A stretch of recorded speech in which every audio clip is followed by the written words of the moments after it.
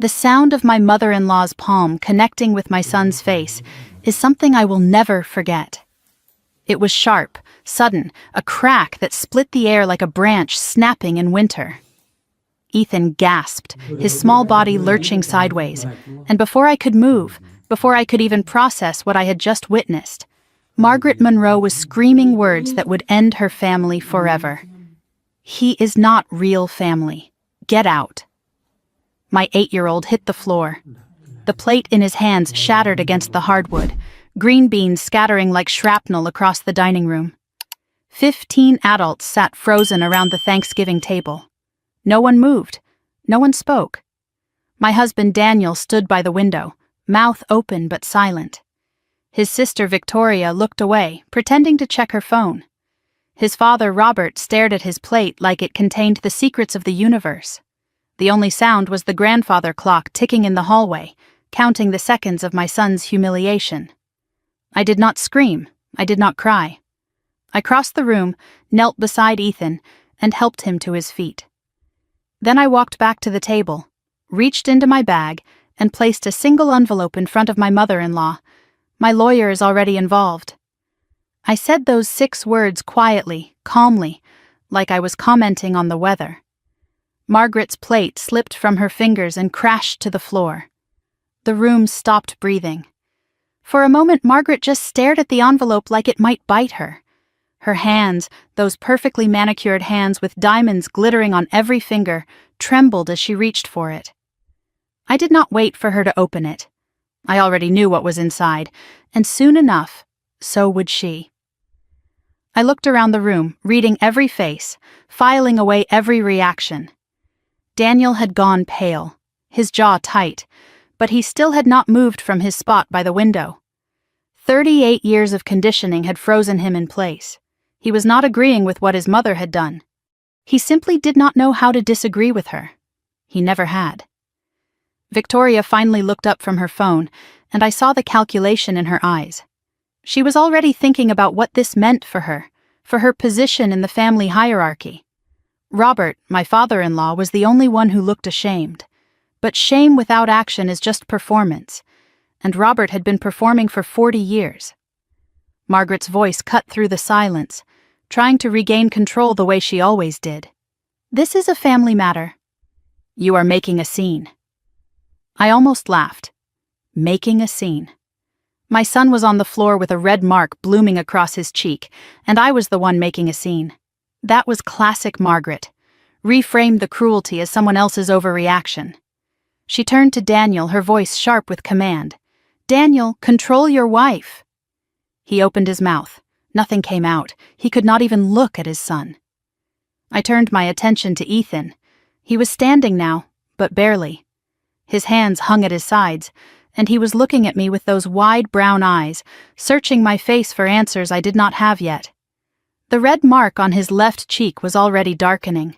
A green bean was stuck to his sweater. But he was not crying. That was what scared me most. 8 years old, and he had already learned that crying did not help, that tears did not change anything in this family. I knelt in front of him, checking his face gently. His skin was hot where the slap had landed. When I touched his cheek, he flinched. Not from pain, from expectation. He whispered something so quiet I almost missed it. "I am sorry, Mom. I did not mean to sit there." My heart cracked right down the middle. He was apologizing. He was apologizing for being hit. I stood up, lifting him with me. I grabbed my purse, his jacket, my coat. 3 years. I had spent 3 years swallowing insults, ignoring slights, smiling through holidays where my son was treated like a guest who had overstayed his welcome. The slap was not the beginning, it was the end. I had made my decision weeks ago. Tonight just confirmed it. I carried Ethan toward the front door. The family finally unfroze, their voices chasing us like startled birds. Margaret's voice rose above the rest. "You cannot just leave. We have not even had dessert," Victoria chimed in, dripping with false concern.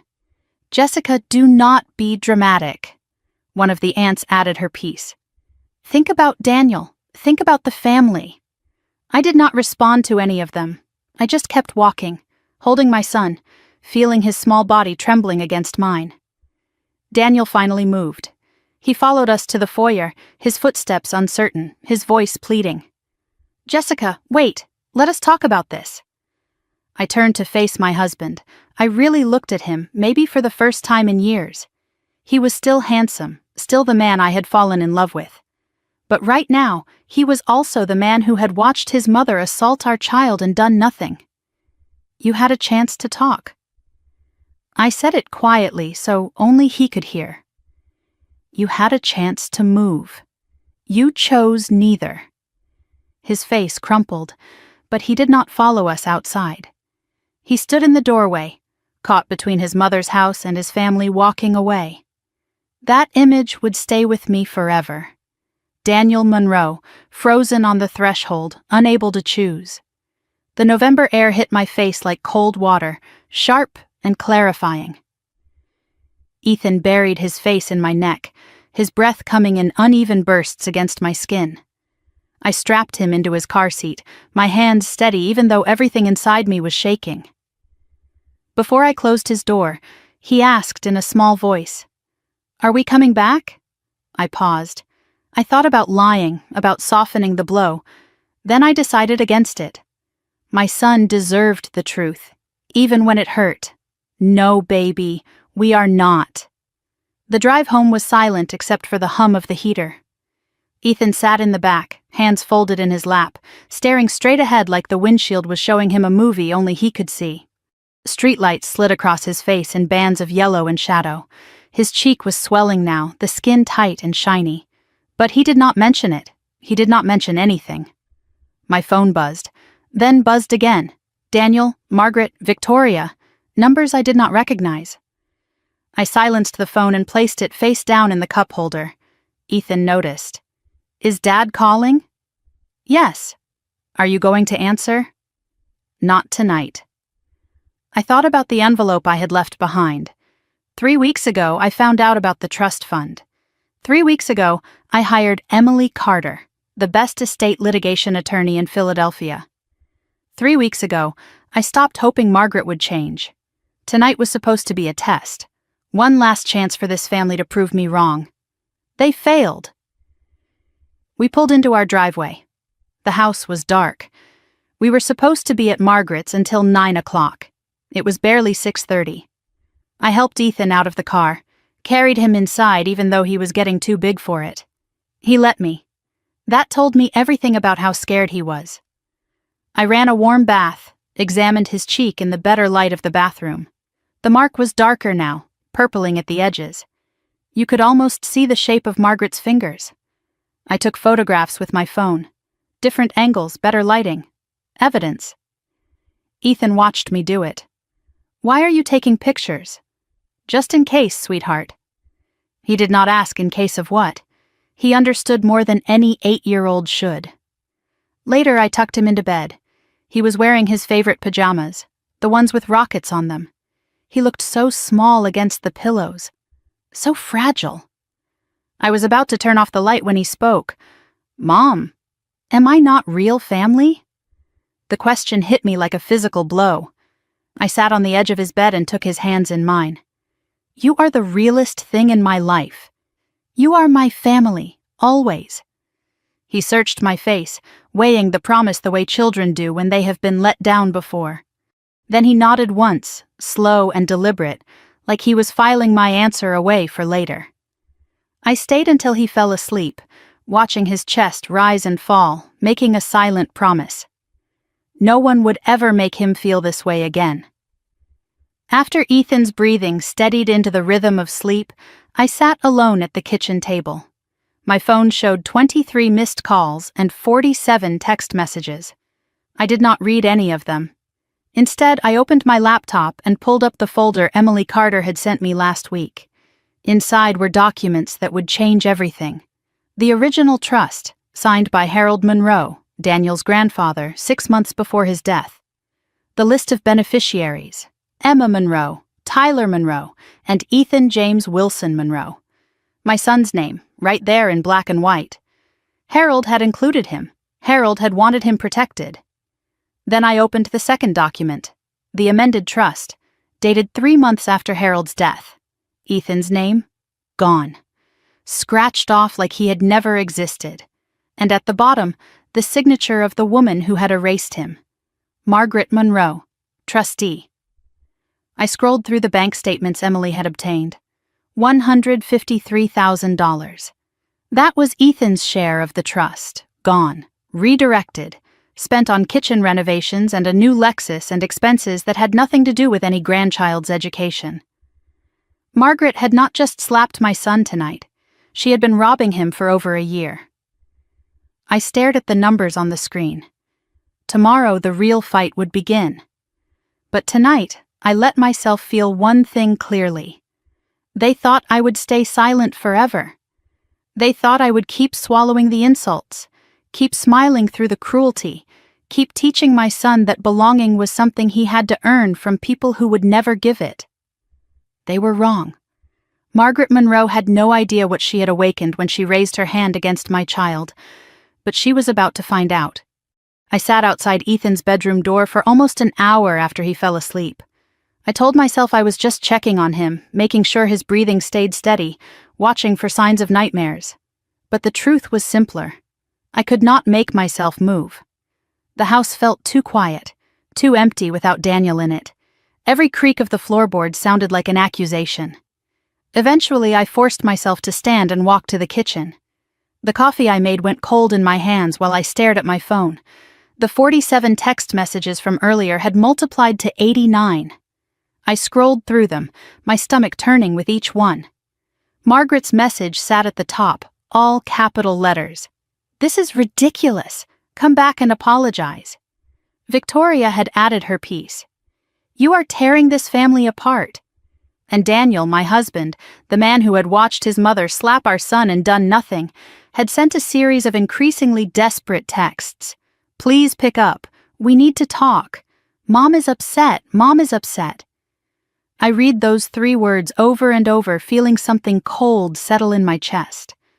Not once did anyone ask if Ethan was okay.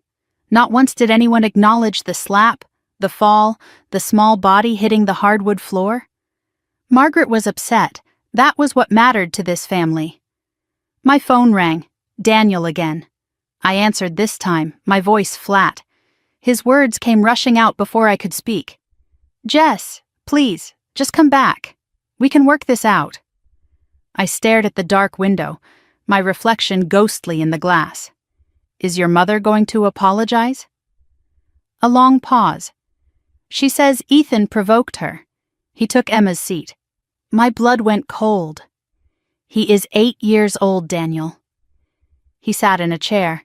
I know, but if we could just talk about this, maybe smooth things over." I hung up without saying goodbye. There was nothing left to say. I poured myself a glass of wine I did not drink, just held it while the memories came flooding back. 3 years ago, I had been so hopeful. A single mom who had finally found love again. Daniel was kind, patient with Ethan, everything I thought I needed. He seemed like an answer to prayers I had stopped praying. When he proposed, I thought my life was finally falling into place. I had no idea what I was walking into. The first time I met Margaret, she smiled at me with teeth that did not reach her eyes. Her first question was not about me, not about how Daniel and I met, not about our plans for the future. She looked at Ethan, who was hiding behind my legs, and asked in a voice like polished steel, "And where is his real father?" I should have known then.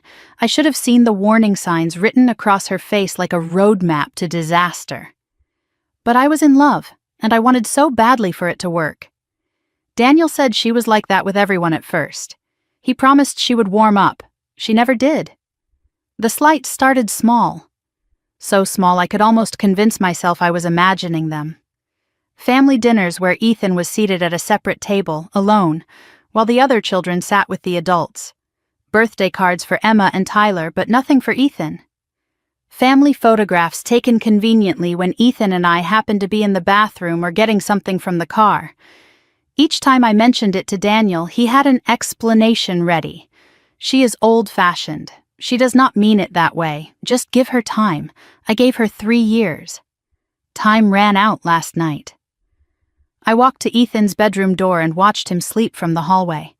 In the dim light from the nightlight, I could see the curve of his cheek, the gentle rise and fall of his small chest. I noticed things I had tried not to see before. How small he made himself in groups, pulling his shoulders in like he was trying to take up less space. How he always waited to be invited before joining anything, never assuming he was welcome. How he never asked for seconds at Margaret's table, even when I knew he was still hungry. How he had learned to read a room before entering it, scanning for threats the way a soldier scans for enemy fire. 8 years old, and already an expert at disappearing. Last Christmas played through my mind like a movie I could not stop watching. We were at Margaret's house for the gift exchange. The tree was enormous, professionally decorated, dripping with gold and crystal. Emma unwrapped her gift first. A brand new iPad, the latest model, wrapped in shiny paper with a bow as big as her head. Tyler went next. A gaming console, the one every kid had been begging for all year. Then it was Ethan's turn. He opened his gift carefully, the way he did everything in that house. Careful not to make a mess. Careful not to draw too much attention. Inside was a $20 gift card to a store he had never been to, for products he had no use for. He smiled and said thank you because I had taught him manners. But in the car going home, his voice so small I could barely hear it over the engine, he asked, "Mom, did I do something wrong?" I lied to him. I told him no, that Margaret just did not know him as well yet, that things would get better. I hated myself for that lie. And I hated myself even more for believing it might somehow become true. 2 months ago, I noticed the photo wall at Margaret's house for the first time. Really noticed it. 47 framed photographs lined the hallway, a shrine to the Monroe family legacy. Emma's first steps, Tyler's baseball games, Daniel's college graduation, Christmases and birthdays and summer vacations, all documented in matching silver frames. I counted every single one. 47 photographs. Ethan appeared in none of them. 3 years of holidays, 3 years of gatherings, and not a single picture of my son on that wall. When I mentioned it to Daniel, he waved it off. Mom is just slow to update the frames. But the newest photograph was from last month. Emma's school picture, perfectly framed, perfectly hung. Margaret was not slow. She was deliberate. I must have dozed off at the kitchen table because when I opened my eyes, gray dawn light was seeping through the windows. My neck ached and my coffee was cold. I had never made it to bed. I checked on Ethan first. He was already awake, sitting up in bed, staring at the wall like he could see something written there that no one else could read. The bruise on his cheek had turned purple overnight, ugly and dark against his pale skin. He did not look at me when I came in. I made pancakes, his favorite, and set them in front of him at the kitchen table. He ate 3 bites and pushed the rest around his plate, making shapes in the syrup.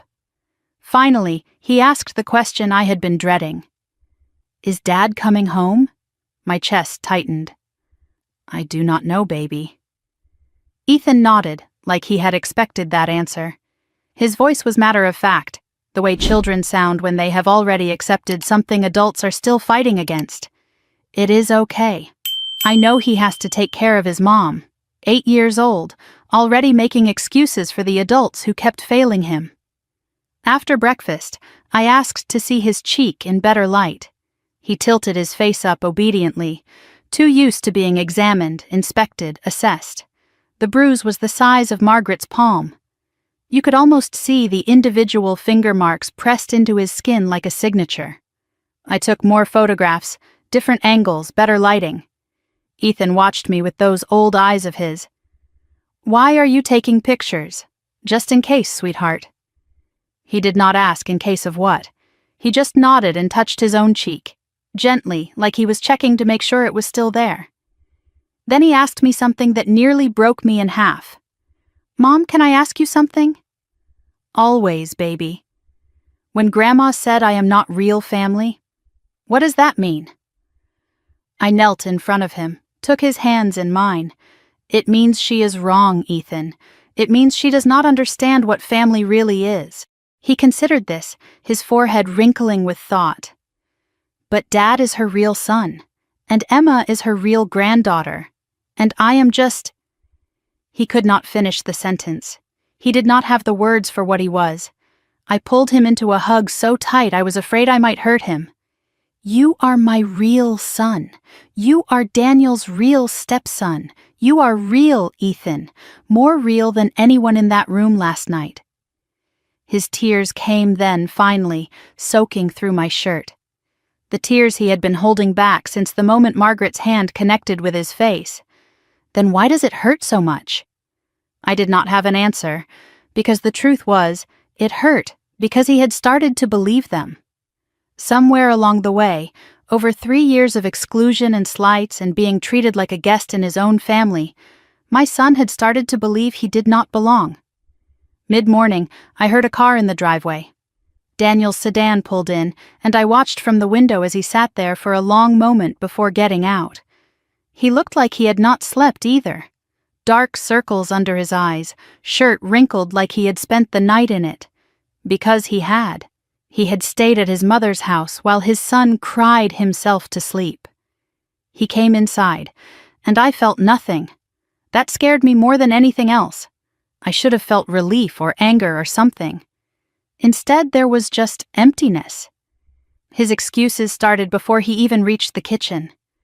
Jess, I am sorry I did not come home last night. Mom was a mess, and I had to calm her down. I cut him off. Where is Ethan's apology? He blinked. What?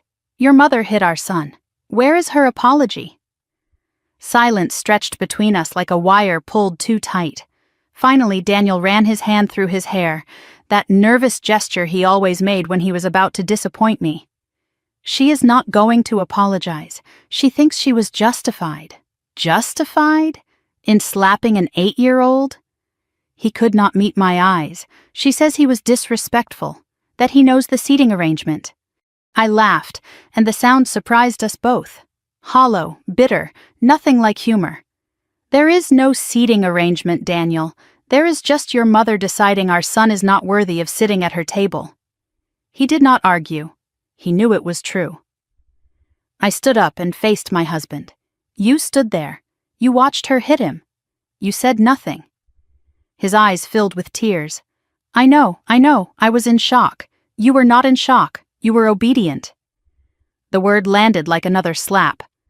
Daniel flinched. That is not fair. Neither is letting your mother abuse your child. The word hung in the air between us. Abuse. Neither of us took it back. Daniel sat down heavily, put his head in his hands. You do not understand what she is like, what she has always been like. Then tell me.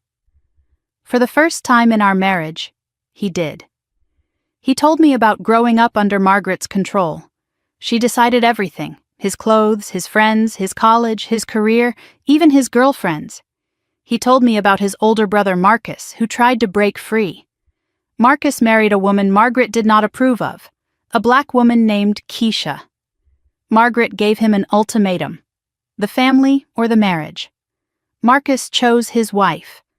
Within a month, Margaret had erased him completely.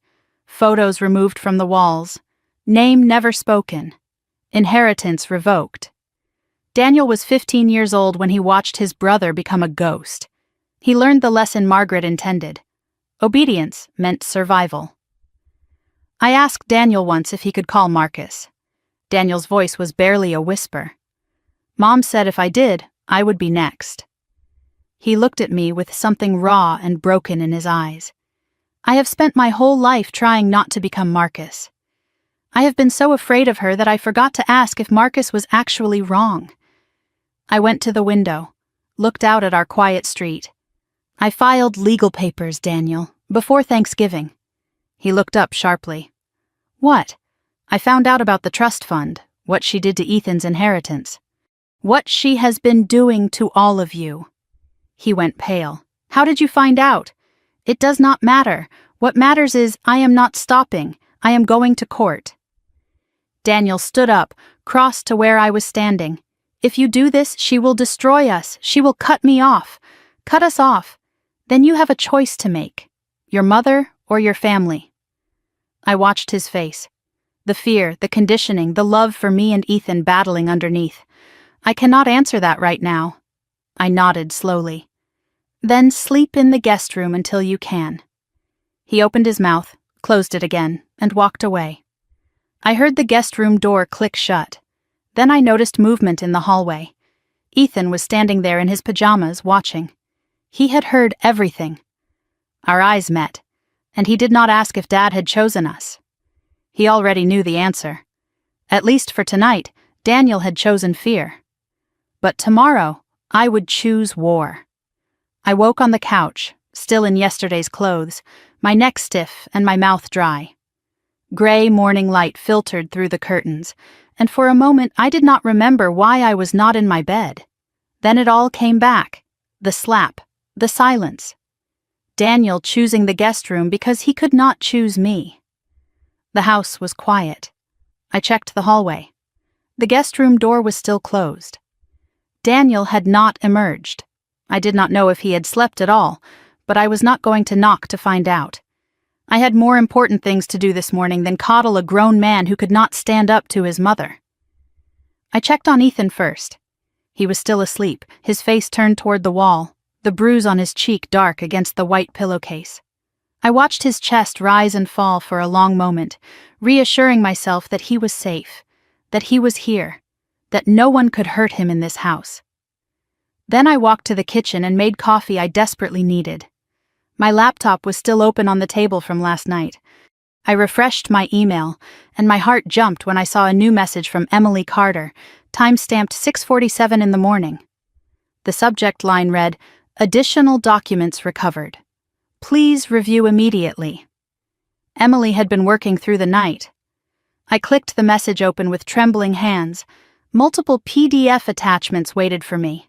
Bank statements, transfer records, amended trust documents, and one file that made my breath catch.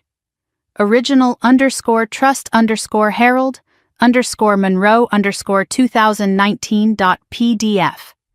I downloaded everything. But before I read any of it, I let myself remember the man who had created this trust in the first place. The only Monroe who had ever truly loved my son. 18 months ago, before Harold got sick, there was a family barbecue at Margaret's house. The usual tension hung in the air like smoke from the grill. The adults clustered in groups, talking about money and real estate and other people's failures. The children, Emma and Tyler, ran across the manicured lawn playing some game that Ethan had not been invited to join. I found my son sitting alone on the back porch steps, his chin in his hands, watching the other kids with an expression too old for his face. I was about to go to him when someone else got there first. An old man lowered himself carefully onto the step beside Ethan, groaning a little with the effort. Harold Monroe was 81 years old, Daniel's grandfather, and until that moment I had barely exchanged more than pleasantries with him. He was always quiet at family gatherings, overshadowed by Margaret's commanding presence, content to sit in corners and observe. I watched from the kitchen window as Harold asked Ethan something. My son's face changed. The careful blankness melted away, replaced by something I rarely saw at these events. Animation, interest.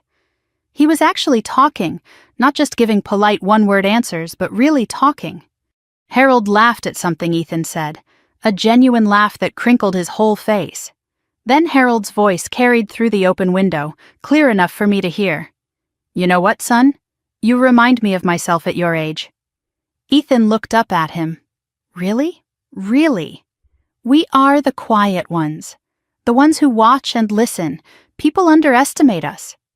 Harold paused, and his next words would stay with me forever. But that is their mistake, not ours. After the barbecue, as we were loading into the car, Ethan tugged on my sleeve. "Mom, is Grandpa Harold my grandpa too?" I did not know how to answer. In this family, the rules about who belonged to whom were written in invisible ink that only Margaret could read. But Harold answered for me. He had appeared behind us, moving quietly for such an old man, and he put a gentle hand on Ethan's shoulder. "Any child in this family is my grandchild. Blood does not make family, son. Love does." From inside the house, Margaret's voice cut through the moment like a knife. "Harold, stop filling his head with nonsense." Harold winked at Ethan. "Do not listen to her. She has been wrong about most things for 60 years. It was the first time I ever saw my son laugh at a family gathering. 6 months after that barbecue, Harold was diagnosed with pancreatic cancer. Stage 4. Months to live, not years. The family gathered at Margaret's house to discuss arrangements, but I noticed something that made my stomach turn. Margaret was not asking about doctors or treatments or how to make Harold comfortable. She was asking about the will, about the trust, about who would manage things after he was gone. The man was not even dead yet, and she was already counting his money. I started bringing Ethan to visit Harold in the hospital. Margaret tried to stop us. "He needs rest," she said. Not children running around making noise. But Harold overruled her, his voice weak but firm. "Let the boy in. He is the only one who does not treat me like I am already dead." Those visits became our weekly ritual. Ethan would climb into the chair beside Harold's bed and read to him. Adventure stories, fantasy books, whatever Ethan was into that week. Harold would lie back with his eyes closed and a smile on his face, listening to my son's voice fill the sterile room with dragons and heroes and happy endings. One afternoon, Harold asked me to stay behind after Ethan went to get a snack from the vending machine. His voice was weaker than usual, but his eyes were sharp. "I need you to do something for me. Anything," I said. And I meant it. Protect that boy. His words hit me like a weight. "After I am gone, Margaret will try to erase him, the way she erases anyone who does not fit her picture of what this family should be. I will not let her," I promised. Harold squeezed my hand, his grip surprisingly strong. "I know.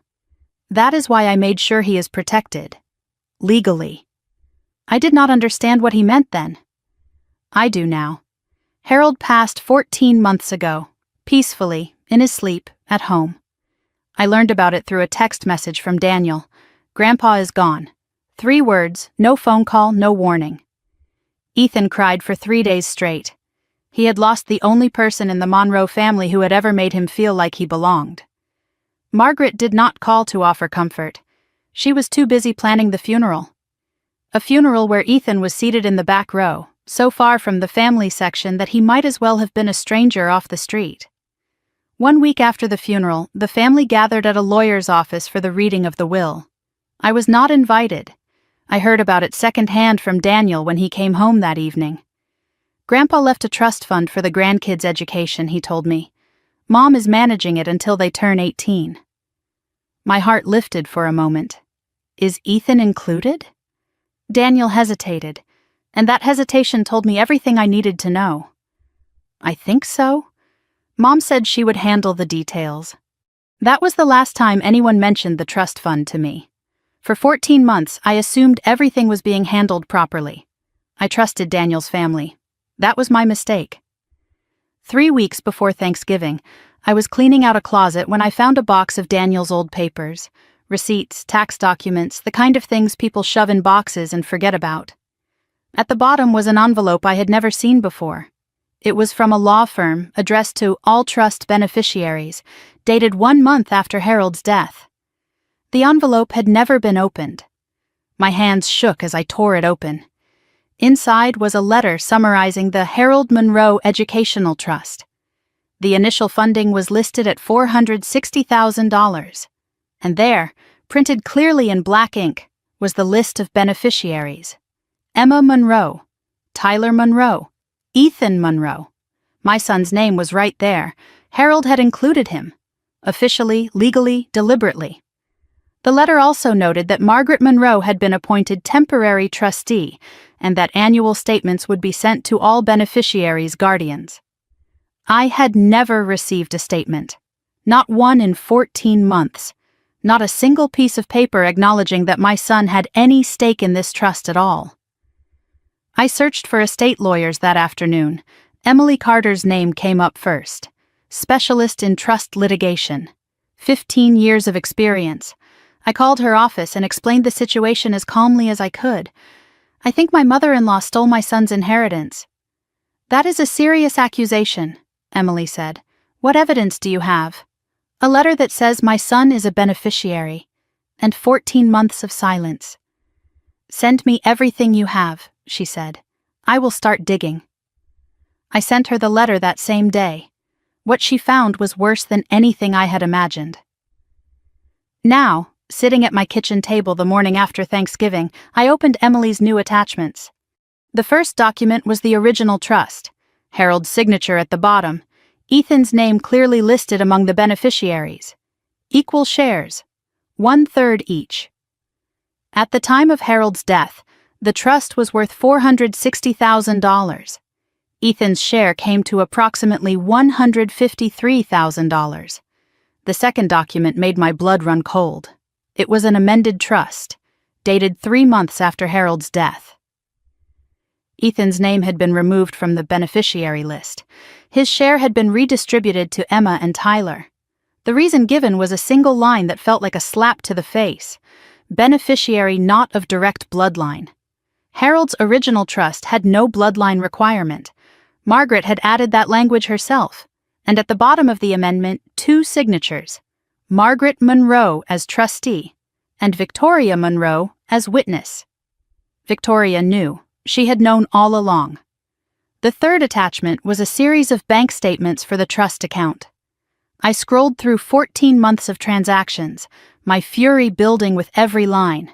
$42,000 withdrawn for Emma's private school tuition, but the actual tuition was only $19,000.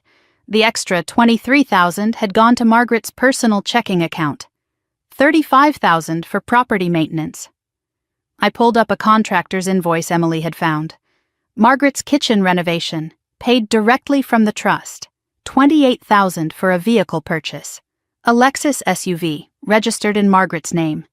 $18,000 for an emergency family fund with no documentation whatsoever. Various smaller withdrawals totaling another $12,000. Dinners, travel, clothing, all logged as beneficiary enrichment activities. I did the math 3 times, hoping I had made an error. The original trust held $460,000. The current balance was $12,418. Margaret had spent $447,000 of her grandchildren's inheritance on herself. And my son, the boy she claimed was not real family, had received nothing. Emily's note at the bottom of the email confirmed what I already knew. This is textbook breach of fiduciary duty. She amended the trust without proper legal authority. She made withdrawals for personal use. She deliberately excluded a named beneficiary. This is not just unethical, Jessica. It is fraud. I stared at that word. Fraud. Margaret had not just excluded Ethan from her family, she had stolen his future. I was so absorbed in the documents that I did not hear footsteps behind me. Daniel's voice made me jump. "What are you reading?" I turned. He stood in the kitchen doorway, unshaven, exhausted, still in yesterday's wrinkled clothes. His eyes went to the laptop screen, to the legal documents displayed there. He crossed the room and read over my shoulder, his face going white. "Where did you get these?" His voice was barely a whisper. "From a lawyer, Harold's original lawyer, the one your mother apparently forgot to mention." He scrolled through the bank statements, the amended trust, the evidence of theft laid out in black and white.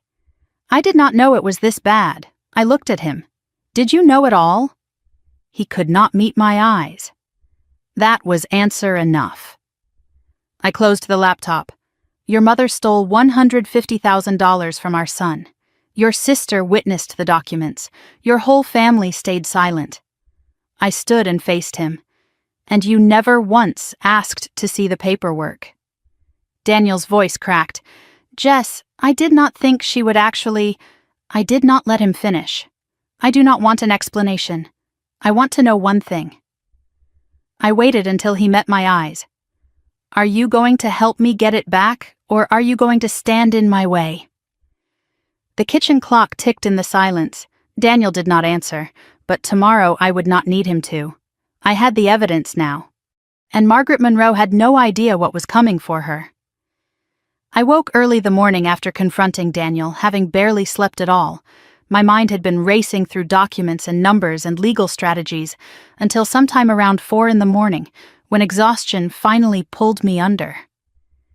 When I opened my eyes, gray light was seeping through the curtains, and Daniel was already gone from the guest room.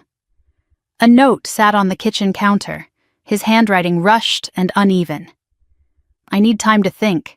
Do not do anything yet, please." I read it twice, then set it aside. I was done waiting for Daniel to catch up. I was done waiting for anyone.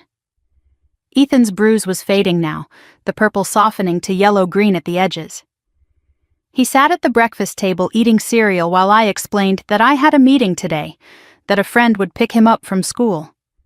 He looked up at me with those two old eyes. "Is it about what happened?" I paused, my hand on his shoulder. "Yes, I am going to make sure it does not happen again." He nodded slowly, the way he did when he was processing something important. Good. Just that one word, but it carried the weight of everything he had been through. I dropped him at school and watched him walk inside, his backpack bouncing against his small frame. He did not look back. Another small independence born from necessity. The drive to Philadelphia took 45 minutes. Emily Carter's office was in a glass tower downtown, not flashy but solid, the kind of building where serious work got done. I drove in silence, no radio, no podcasts, just my thoughts and the folder of documents sitting on the passenger seat like a weapon. I thought about what Harold had said to me in the hospital. Protect that boy. Today, I was going to start keeping that promise. I signed in at the reception desk, my hands trembling slightly, not from fear, from anticipation. The elevator ride to the 12th floor felt longer than the entire drive from Harrisburg. When the doors opened, Emily Carter was waiting for me outside the conference room. She was in her mid-40s with silver streaks in her dark hair and reading glasses pushed up on her head. Her handshake was firm, her eye contact direct. "Mrs. Monroe, thank you for coming in person. I needed to understand exactly what we are dealing with." She nodded and gestured toward the conference room. "Then let us deal with it." The conference room table was covered in documents organized into neat stacks. Emily had printed everything, color-coded tabs marking different sections, important passages highlighted in yellow and pink. A projector screen on the wall showed a timeline of events. I realized she had been preparing for this meeting like it was already a trial. "Before we begin," Emily said, settling into her chair across from me, "I need to ask you something." I braced myself. "How far are you willing to go?" I did not hesitate. "As far as it takes." Emily smiled, not warm exactly, but satisfied. "Good, because what I am about to show you will make you want to go further." She clicked to the first slide. The Harold Monroe Educational Trust, established March 2019. Purpose, education funding for grandchildren. Initial funding, $460,000. She pointed to the list of beneficiaries. Emma Victoria Monroe, Tyler James Monroe, and Ethan James Wilson Monroe. I noticed the name Emily had highlighted. Harold used Wilson Monroe. He gave Ethan both names. "Your son was not an afterthought," Emily said. Harold specifically added him 6 months before his death, with a formal amendment. He planned for this. My throat tightened. Even dying, Harold had been fighting for my son. Emily highlighted a section on the next slide. "This is important, the trustee provisions." Margaret was appointed as primary trustee, but only temporarily. A successor trustee was supposed to be appointed by the beneficiary's guardians within 12 months. She was never meant to be permanent. I stared at the screen. "But she has been managing it for 14 months. Emily nodded. "Because she never notified anyone that a successor needed to be appointed. She never sent the required annual statements. She never disclosed the trust's existence to you at all. Is that illegal? It is a breach of her fiduciary duty, And it is just the beginning. The next slide showed the amended trust document, dated July 2023, 3 months after Harold's death. Emily walked me through the changes. Ethan's name removed from the beneficiary list. His 1/3 share redistributed to Emma and Tyler. Reason given: beneficiary not of direct bloodline. Harold's original trust had no bloodline requirement, Emily said. Margaret added that language herself. I stared at the document, at my son's name crossed out like he had never existed. She just erased him. And your sister-in-law witnessed it. Emily pointed to the signature at the bottom of the page. Victoria Monroe, her handwriting neat and careful. Something cold settled in my chest. Victoria had known. She had participated.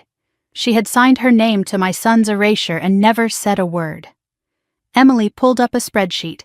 14 months of bank activity highlighted and annotated. Let me walk you through where the money went. I leaned forward, forced myself to look. May 2023. $22,000 withdrawn for administrative fees. No receipts, no documentation. July 2023. $42,000 for Emma's private school tuition. Emily's voice was clinical, precise. The actual tuition is $19,000. The extra $23,000 went directly to Margaret's personal account. September 2023, $35,000 for property maintenance. She remodeled her kitchen. I have the contractor's invoice. It was paid from the trust. November 2023, $28,000 for a vehicle purchase. A down payment on a Lexus SUV registered in Margaret's name. January 2024, $18,000 for an emergency family fund. No documentation whatsoever. It simply vanished. Throughout 2024, various smaller withdrawals totaling $12,000. Dinners, travel, clothing, all logged as beneficiary enrichment activities. Emily showed me the final number, and I felt like I had been punched in the stomach. Original trust, $460,000. Current balance, $12,418. Missing, $447,582. Ethan's original share, $153,333. She did not just steal from your son, Emily said. She stole from all 3 grandchildren. But your son got nothing while she was spending everything. My voice came out steadier than I expected. What can we do? Emily outlined the path forward, ticking off options on her fingers. First, we file a petition for court review of trust administration. Second, we request immediate removal of Margaret as trustee. Third, we demand a full accounting of all expenditures. Fourth, we seek restitution plus interest plus legal fees. Fifth, we potentially refer the case to the district attorney for criminal fraud charges. I looked up sharply. Criminal? Emily's expression was serious. This is serious enough for criminal prosecution, but that is your choice. I need your guidance on how aggressive you want to be. What would you recommend? Start civil. The evidence is overwhelming. She will have to respond under oath. And people who lie to judges tend to dig their own graves. I asked about the envelope I had left at Thanksgiving, the one that had made Margaret drop her plate. Emily almost smiled. A shot across the bow. She explained what was inside. A formal notice that I was aware of the trust's existence. A request for immediate production of all trust documents. A notice of intent to seek legal remedy if documents were not provided within 10 days. It was not a lawsuit, Emily said. It was a warning. But she does not know that. Right now, Margaret is panicking. She is calling lawyers. She is trying to figure out how much you know. And how much do I know? Emily leaned back in her chair. Everything. She explained the timeline. Margaret had 10 days to respond to the document request. If she complied, we would have confirmation of everything we already knew. If she refused, we could go directly to court with evidence of obstruction. Either way, she loses, Emily said. What if she tries to hide more evidence? She can try. But I have already subpoenaed the bank records directly. She cannot alter those. Something shifted inside me. I was no longer the victim waiting to be rescued.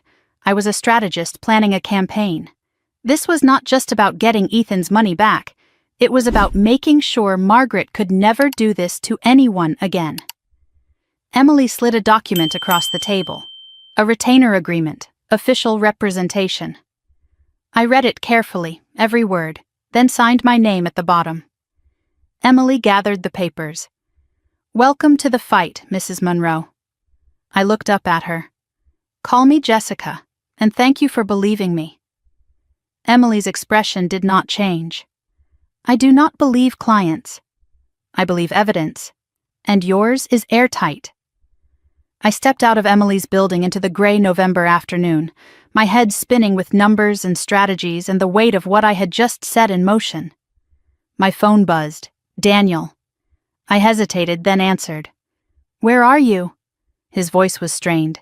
"Philadelphia, meeting with my lawyer." Silence on the line, heavy and sharp. Daniel spoke again. "I am at my mother's house." I stopped walking. "You went back there?" I needed to talk to her, to understand. "And? Did she explain why she stole from our son?" Another long pause. "She says you are overreacting. That the trust was always meant for blood relatives, that Grandpa was confused at the end." I laughed, and the sound surprised me. Bitter, hollow. "Harold was sharper at 81 than your mother is at 67, and I have documents that prove it." Daniel's voice dropped, pleading. "She is scared, Jess, really scared. I have never seen her like this." "Good. She should be scared. Maybe we can work this out privately, without courts, without lawyers." My grip tightened on the phone. "Your mother hit our son in front of 15 people. She stole his inheritance. She erased his name from legal documents. And you want to handle this privately?" "I just do not want to destroy the family." "The family destroyed itself, Daniel. I am just documenting the evidence." I took a breath, steadied my voice. "Come home when you are ready. But I need you to understand something." "What?" "I am filing the petition tomorrow, with or without you. Jess, please." I did not let him finish. "I am done waiting for your family to do the right thing. Now I am going to make them."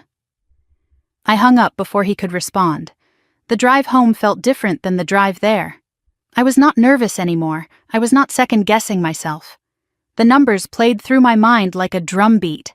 460,000, 153,000, 12,000. I thought about Margaret's kitchen renovation, her new Lexus, all built on money meant for children's futures. Built on erasing a boy who had done nothing wrong except exist. I picked up Ethan from my friend's house. He was quiet in the car, sensing something different about me. "Mom? Did something happen?" "Something is going to happen. Something good." He did not ask more. He trusted me. That trust was everything. That night, after Ethan fell asleep, I sat at the kitchen table with my phone glowing in the darkness. 3 missed calls from Margaret. I did not listen to the voicemails. 2 texts from Victoria.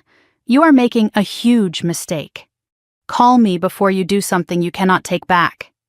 I screenshotted both messages. Everything was evidence now. I opened my laptop and began drafting my own timeline of events. For the petition, for the court, for the record. Margaret Monroe had built her kingdom on silence and fear.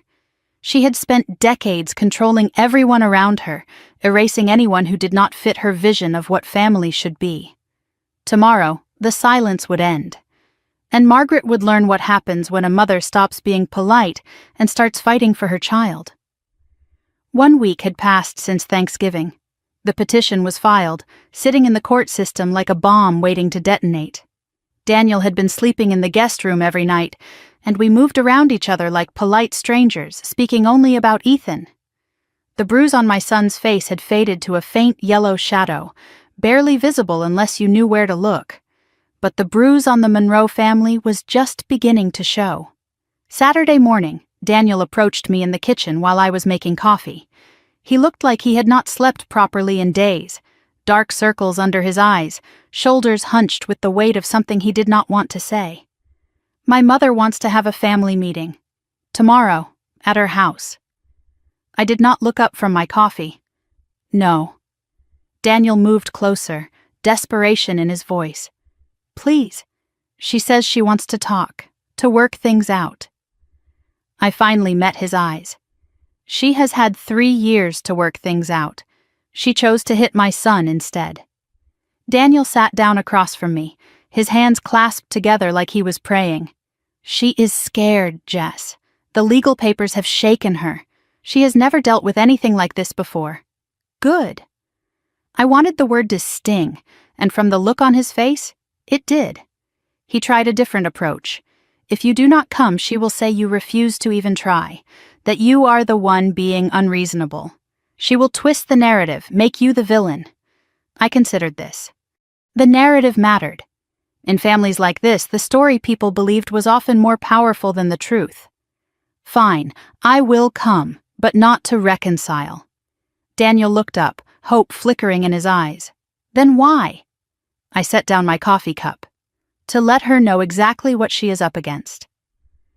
Saturday night, I sat at the dining table with documents spread around me like a battle plan. I had memorized the numbers, the dates, the withdrawals. Emily Carter's advice echoed in my mind. Do not reveal everything. Just enough to let them know you are serious. I selected 3 documents to bring. The original trust with Ethan's name clearly listed. The amended trust with his name removed. And 1 bank statement showing the kitchen renovation payment. Enough to shake them. Not enough to show my full hand. Ethan found me at the table, his pajamas too short at the ankles. He was growing so fast. Are you working, Mom? Sort of. I am getting ready for a meeting tomorrow. He climbed into the chair beside me and looked at the papers without really reading them. Is it about Grandma Margaret? I paused, then decided he deserved honesty. Yes. He was quiet for a moment, his small fingers tracing the edge of a document. Are you going to make her say sorry? I reached over and smoothed his hair. I am going to make sure she cannot hurt you again. He nodded, satisfied with that answer. Can I stay with Mrs. Patterson tomorrow? I do not want to go there. Of course, baby. You never have to go there again. Later that night, I noticed Daniel standing in the hallway watching from the shadows. He had heard the conversation. His face was unreadable. Shame, maybe. Or guilt. Or the particular kind of pain that comes from watching your child fear your family. He opened his mouth like he was going to say something, then closed it again. He turned and walked back to the guest room without a word. I wondered if he would ever find his voice, or if Margaret had silenced him so long ago that he had forgotten he had one. Sunday afternoon arrived gray and cold, the sky threatening rain. Daniel drove while I sat in the passenger seat, the folder of documents in my lap like a loaded weapon. Neither of us spoke for the first 20 minutes. Finally, Daniel broke the silence. Promise me you will at least listen to what she has to say. I will listen. I just will not agree. He gripped the steering wheel tighter. She is still my mother, and Ethan is still my son. Guess which one I am going to protect? Margaret's house appeared at the end of a tree-lined driveway. Colonial style with white columns and perfectly maintained landscaping. The picture of old money respectability. I noticed the new kitchen windows gleaming in the afternoon light. $35,000 of stolen inheritance right there on display. Cars were already parked in the circular driveway. Victoria's sedan, Robert's truck, 2 others I did not recognize. The tribunal had assembled. Victoria met us at the door, her smile tight and practiced. Jessica, thank you for coming.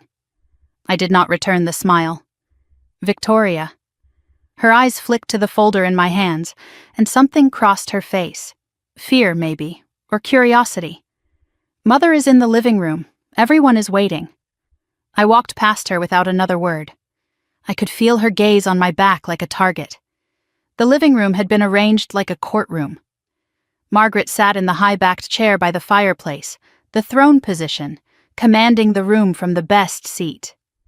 Robert sat beside her, somehow smaller than I remembered, diminished.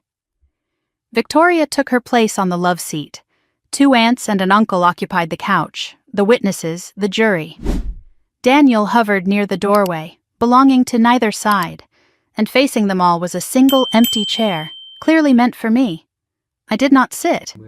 Margaret rose from her throne, hands clasped in front of her like she was about to deliver a sermon. Her voice was honeyed, controlled, the voice of a woman used to getting her way.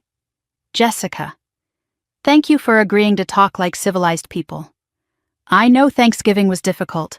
Emotions ran high. Things were said that perhaps should not have been said. I noticed what she did not say. She did not say she slapped my son. She did not say Ethan hit the floor. She said things were said, already rewriting history. Margaret continued, gesturing at the assembled family. Everyone here loves you and Daniel. We want what is best for this family. We are willing to forgive and move forward, if you will just drop this legal unpleasantness. I let the silence stretch out, watching her expression shift. Then I spoke. Forgive what, exactly? Margaret blinked. I am sorry? You said you are willing to forgive. I am asking what you are forgiving me for. Her composure flickered. Well, for making this so difficult, for bringing lawyers into a family matter. So you are forgiving me for responding to assault and theft with legal action. The word theft landed like a grenade in the middle of the room. I watched the relatives on the couch exchange glances. Margaret's face tightened. That is a very strong word. It is the accurate word. Victoria stood up, playing peacemaker. Jessica, I understand you are upset, but surely we can handle this within the family. I turned to her and she flinched. Can we? The way you handled witnessing the trust amendment? Victoria's face drained of color. I do not know what you are talking about. I opened my folder and pulled out the amended trust document. Your signature. Right there, witnessing the removal of my son's name. Victoria's mouth opened, then closed. She looked at Margaret, then back at me, then said nothing at all. The silence in the room was deafening. I stepped forward, still holding the folder. Let me tell you what I know. Then you can decide if this is something we can work out.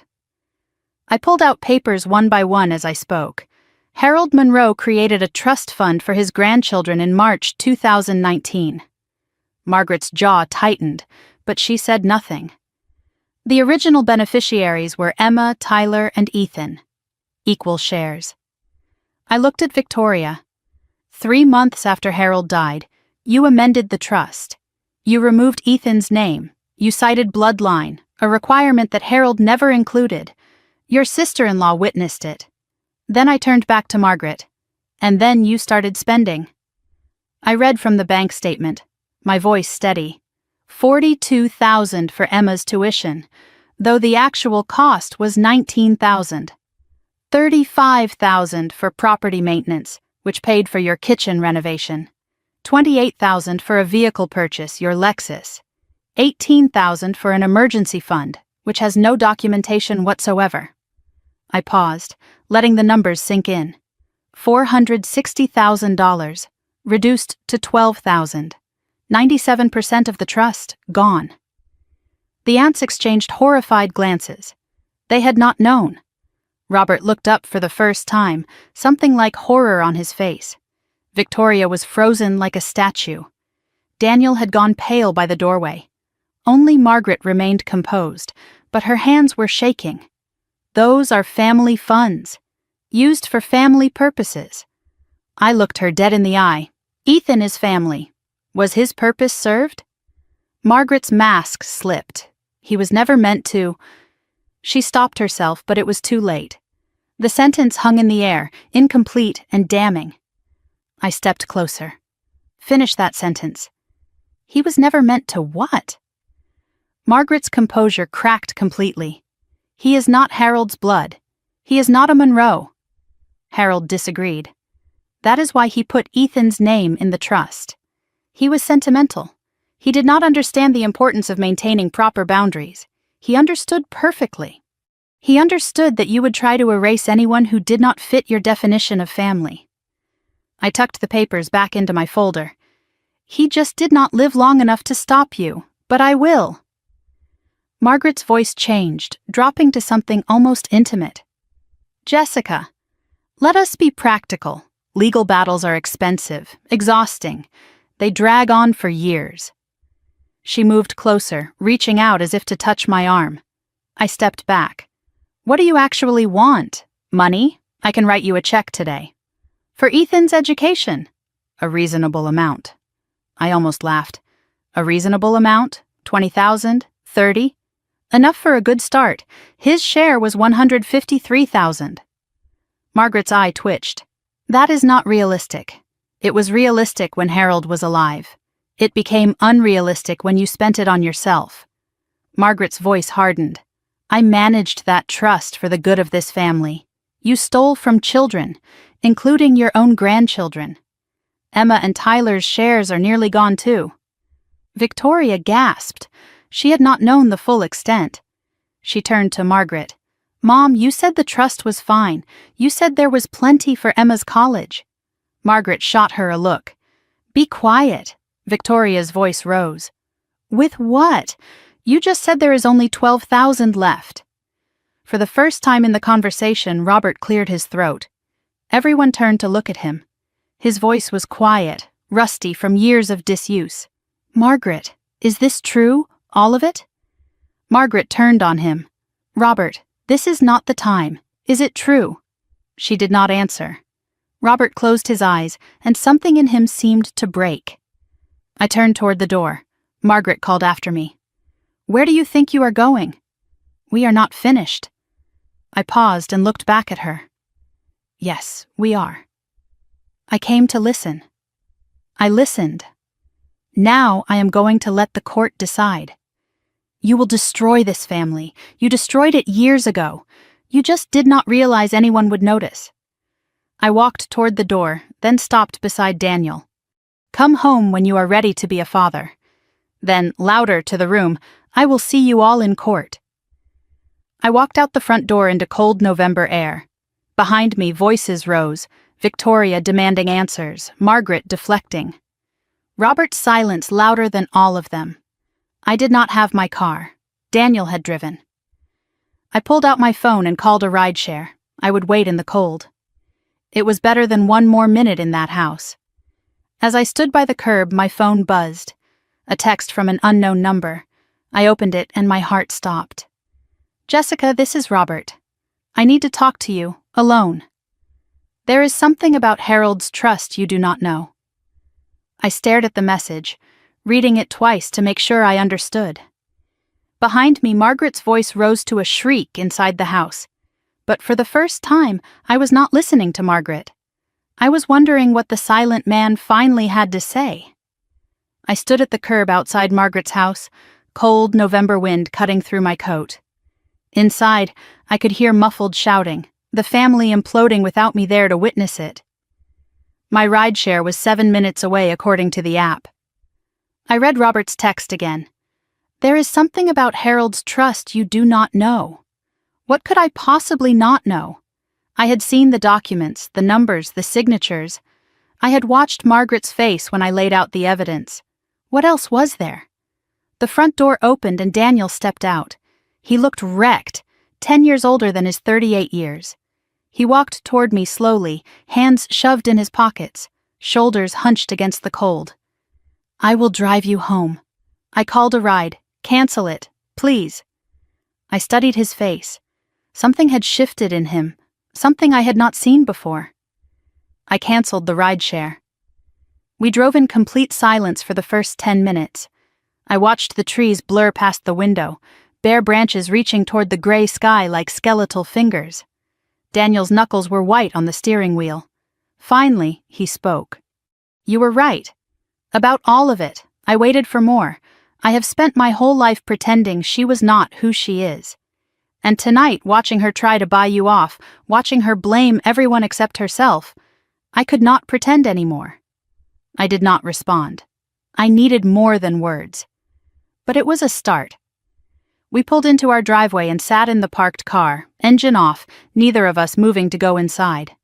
The house was dark. Ethan was staying at Mrs. Patterson's tonight. I had planned it that way, knowing today would be hard. The silence between us was heavy but different now. Not hostile, just exhausted. Daniel's voice cracked when he finally spoke.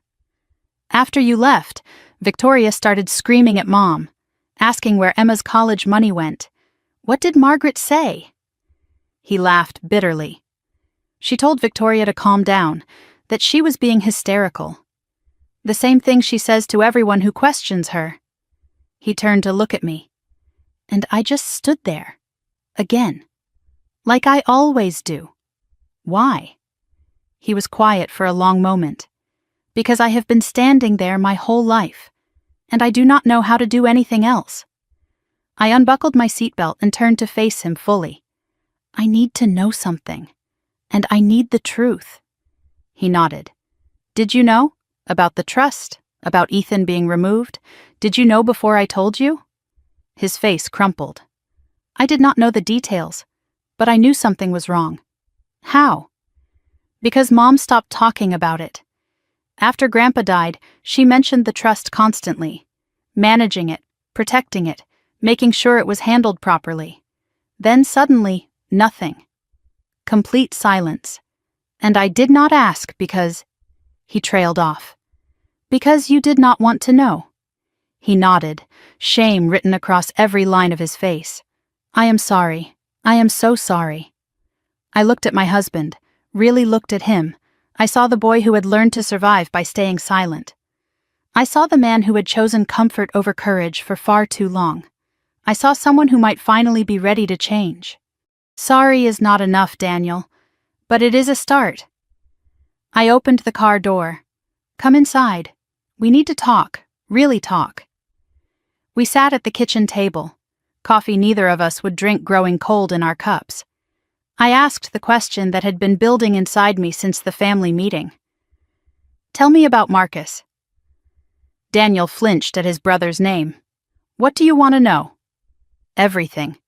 Because I think whatever happened to him is why you cannot stand up to her. Daniel stared at his coffee cup for a long moment. Then he began. I was 10 when I understood the rules. Marcus was the firstborn, the heir, the one who was supposed to carry the Monroe name into the next generation. I was the spare. Loved, sure, but never essential. Mom's entire world revolved around Marcus, his achievements, his future, his perfection. And Marcus played his part perfectly. Until he didn't. He looked up at me. Marcus was 24 when he met Keisha. She was smart, beautiful, kind, everything you could want in a partner. And she was black. I felt something cold settle in my stomach. I could already see where this was going. Mom's reaction was immediate and absolute. She told Marcus that if he married Keisha, he was no longer her son, that he would be cut off from everything, the family, the money, the name. Daniel's voice dropped. Marcus thought she was bluffing. She was not. Marcus married Keisha anyway. Within a month, Margaret had removed him from the family trust entirely. She took down every photograph of him in the house. She forbade anyone from speaking his name. She changed the lock so he could not come by to visit. Daniel's hands were shaking now. I was 15 years old.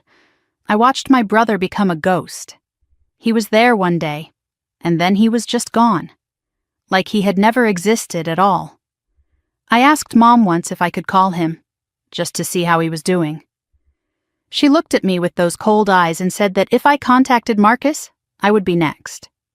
He finally met my gaze. I was 15, and I believed her. I believed her for 23 years. I reached across the table and took his hand. You were a child. I am not a child anymore. I have not been for a long time. And I still believed her. Until tonight. His voice cracked. Until I watched her try to pay you off with $30,000 to make my son's stolen inheritance disappear. I let the silence settle between us. Then I said what we were both thinking. She did to Ethan what she did to Marcus. Erased him. Daniel nodded slowly. And I let her. Because I have been so afraid of becoming Marcus that I forgot to ask if Marcus was actually wrong. I squeezed his hand. Was he? No. He married the woman he loved. He stood up for himself.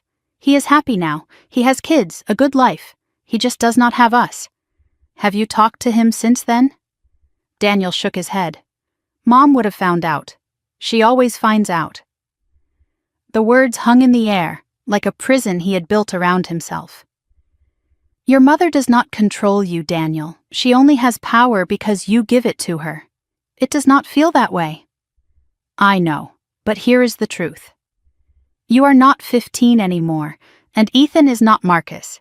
He is 8 years old, and he has done nothing wrong except exist in a family that decided he was not worthy. Daniel's eyes filled with tears. I know. Then prove it. Not to me. To him. Daniel squeezed my hand. What do you need me to do? I need you to stop being neutral. I need you to stop trying to keep peace with people who declared war on our son. And if she cuts me off, like Marcus? Then you will know exactly what your mother's love is worth. A long pause stretched between us. Then Daniel nodded. Okay. Okay, what? Okay. I am done. I choose you. I choose Ethan. Whatever happens next, I am on your side. I wanted to believe him. I had heard promises before. But something in his eyes looked different tonight. Broken open instead of broken down. Later that evening, I texted Robert back. I can meet tomorrow. Where? His response came quickly. Diner on Route 22, 10 in the morning. Do not tell Margaret or Daniel. I frowned at that last part. Why not Daniel? But I decided to trust the process. Tomorrow I would find out what Robert knew. Monday morning I dropped Ethan at school and drove to the diner. It was a small place off the main road, the kind of diner where nobody asked questions and everybody minded their own business. Robert was already there when I arrived, sitting in a corner booth with his back to the wall. He looked smaller than I remembered, older, worn thin by decades of living beside Margaret. He stood when I approached. Thank you for coming. I slid into the booth across from him. Your text said there is something I do not know. Robert pulled a folded envelope from his jacket. His hands trembled slightly as he held it. Harold gave this to me the week before he died. He made me promise not to open it unless Margaret did something unforgivable. I looked at the envelope, then back at Robert. And slapping an 8-year-old qualifies? Robert winced. Yes, among other things. He slid the envelope across the table. I opened it last night, after you left. I took the envelope, feeling something inside. Papers, multiple pages. What is this? Robert's voice was barely a whisper. Harold's backup plan. I opened the envelope carefully. Inside was a handwritten letter, the script shaky but legible.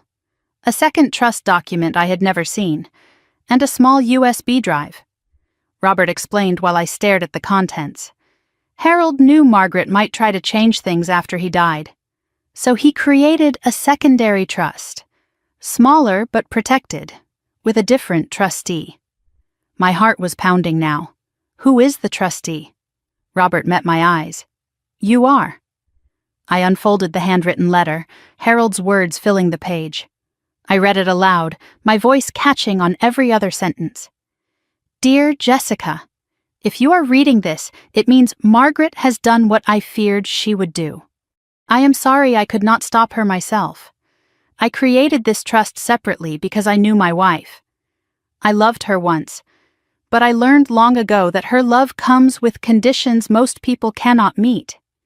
Ethan should not have to meet them. The secondary trust contains $50,000 for Ethan's education. It cannot be touched by Margaret or anyone else in the Monroe family. Only you can access it. I also included recordings. Conversations I had with Margaret over the years. She did not know I was recording. I am not proud of that. But I am proud of doing whatever it takes to protect a child who deserves better than my family has given him. Tell Ethan that his grandfather loved him. Blood did not matter to me. Love did. And tell my grandson Daniel that it is not too late to become the man I always hoped he would be. With love and regret, Harold Monroe. I set the letter down. My hands were trembling. Robert was watching me, I should have given this to you sooner. I was afraid of her too. I looked at him. Why now? Because I watched her slap that boy. And I watched my son do nothing. And I realized I have been doing nothing my whole marriage. He paused. I am tired of being nothing. I tucked the envelope back into my bag. Will you testify? In court, if it comes to that? Robert hesitated. Then he nodded. Yes, it is the least I can do. And the recordings? On this USB? I have not listened to them. But Harold said they were damning. I held the small drive in my palm. Such a tiny thing, but it could change everything. Thank you, Robert, for finally choosing the right side. Robert's eyes were wet. I am not sure there is redemption for me, but maybe there is still time to do something right. I was driving home when my phone rang. Victoria. I hesitated, then answered. Jessica, I need to talk to you. I am listening, not on the phone. Can we meet? Tomorrow? I thought about Victoria, the woman who had signed those documents, who had enabled Margaret's theft for over a year. But Victoria also had not known the trust was nearly empty until I told her. Why should I trust you? A long pause. Because I just found out Mom took out a second mortgage on my house, to cover what she stole, and she forged my signature to do it. My stomach dropped. She forged your signature? Victoria's voice was raw, shaking. I am done protecting her. I want to help you take her down. I pulled into my driveway, my mind racing. Daniel had started to crack. Robert had already broken. And now Victoria wanted to flip. Margaret's fortress was crumbling from the inside. But I knew better than to celebrate early. Cornered animals are the most dangerous. And Margaret was not cornered yet. She was just starting to realize she might be. Tomorrow I would meet Victoria. Tomorrow I would listen to Harold's recordings. Tomorrow I would find out exactly how much ammunition I had. But tonight, I went home to my husband, who had finally chosen me, and my son, who was starting to believe he belonged. The war was not over. It was just beginning to turn. Tuesday morning arrived gray and cold. 12 days since Thanksgiving. 12 days since my world split open. I was preparing to meet Victoria, the woman who had signed away my son's inheritance, the woman who was now claiming she wanted to help. Daniel caught me at the kitchen door before I left. He knew about the meeting.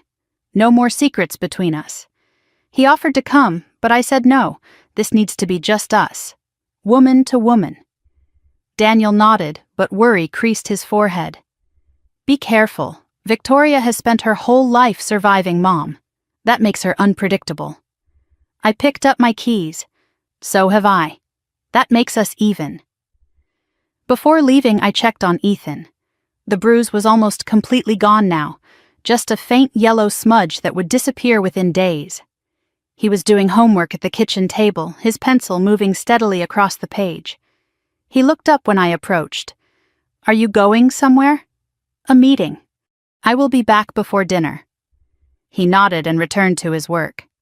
Then, without looking up, he asked the question that had been sitting between us for days. Is it getting better? The family stuff? I paused in the doorway. It is getting clearer. That is not the same thing. But it is a start. He seemed satisfied with that answer. I put Harold's USB drive in my bag. I had not listened to the recordings yet. Part of me had been waiting, sensing they should be shared. Maybe Victoria needed to hear them too. Maybe we both needed to understand exactly who Margaret really was. I texted Victoria the address. Coffee shop on Maple Street. 11 in the morning. Her response came immediately. I will be there. The coffee shop was small, tucked away on a quiet street. The kind of place where people came to have conversations they did not want overheard. I arrived first and chose a corner table with my back to the wall. Old habit from years of being ambushed by Margaret at family events. Always know your exits. Always see who is coming.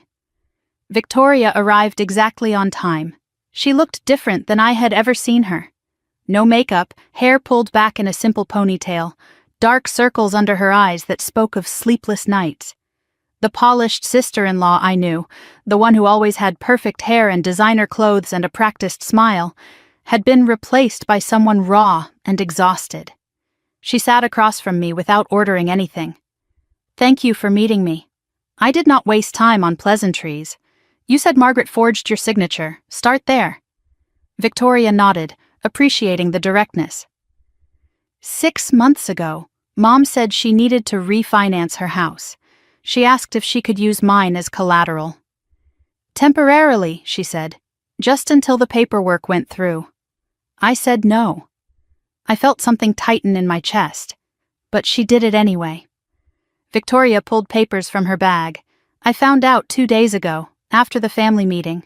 I went home and started checking my mortgage statements.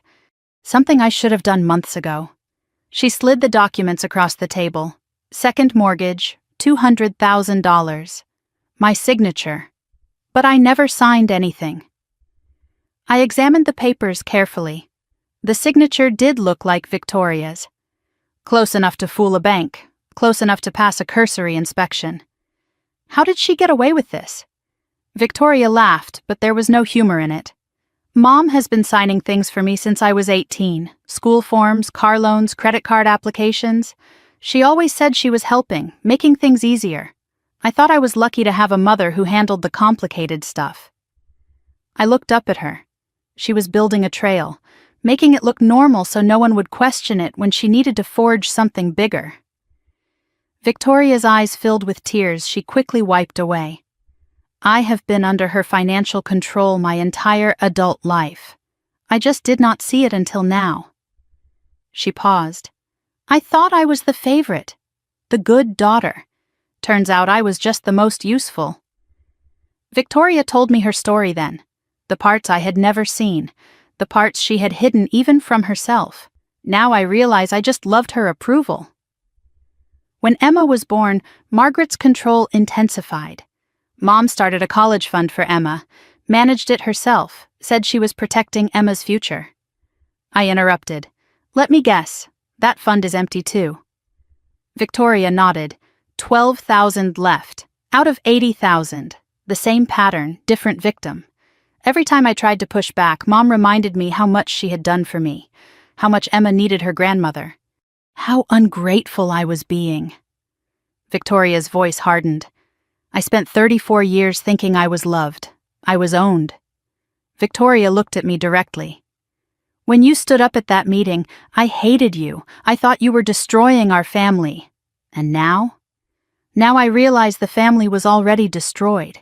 You were just the first one honest enough to say it out loud."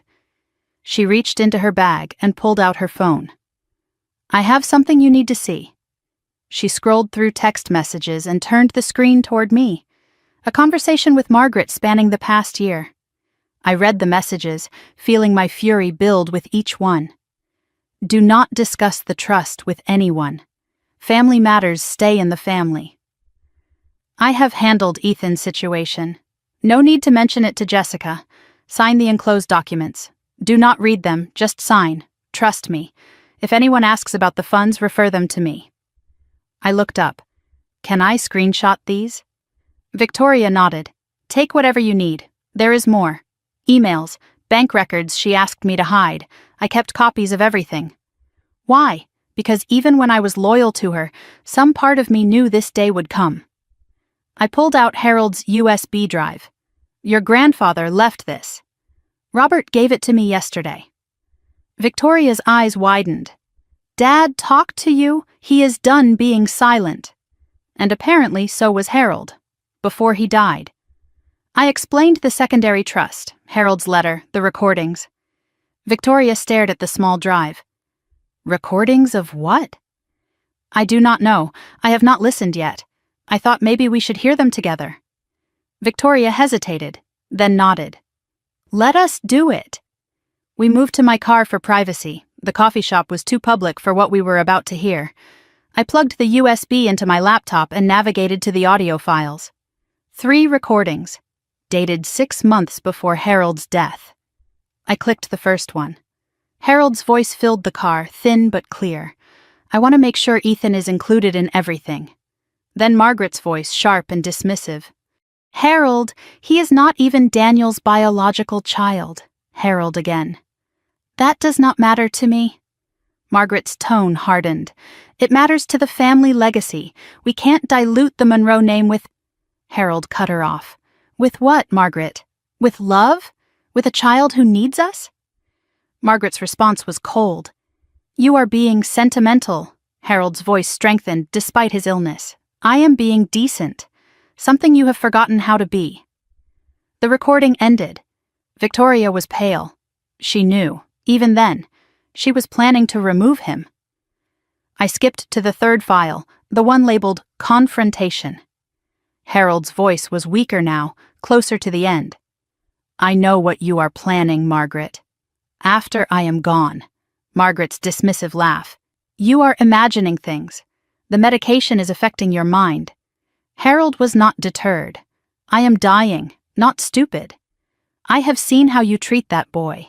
I have seen how you treat anyone who does not serve your purpose. Margaret's voice turned hard. Everything I do is for this family. Harold's response was immediate. No, everything you do is for control, and when I am gone you will have no one left to stop you. A long pause. Then Margaret's voice, cold and clear. Then, I suppose it is good you will not be around to see it. The recording ended. Silence filled the car. Victoria whispered. She knew he was dying, and she just waited. She waited for him to die so she could do whatever she wanted. We sat without speaking for a long moment. Victoria's hands were shaking. I spent my whole life trying to please her, and she is just empty inside. I shook my head. She is not empty. She is strategic. There is a difference. Victoria looked at me. How do you stay so calm? I am not calm. I am focused. There is a difference there, too. Victoria straightened in her seat, wiping her eyes. What do you need from me? Your testimony. In court, about the trust amendments, the texts, the forgery. Victoria's face paled. That means going against her publicly. Yes. She will try to destroy me. She has already been destroying you. At least this way you fight back. Victoria was quiet, calculating the cost. Then something shifted in her expression. Emma needs to know her college fund was not stolen by a stranger. It was stolen by her grandmother.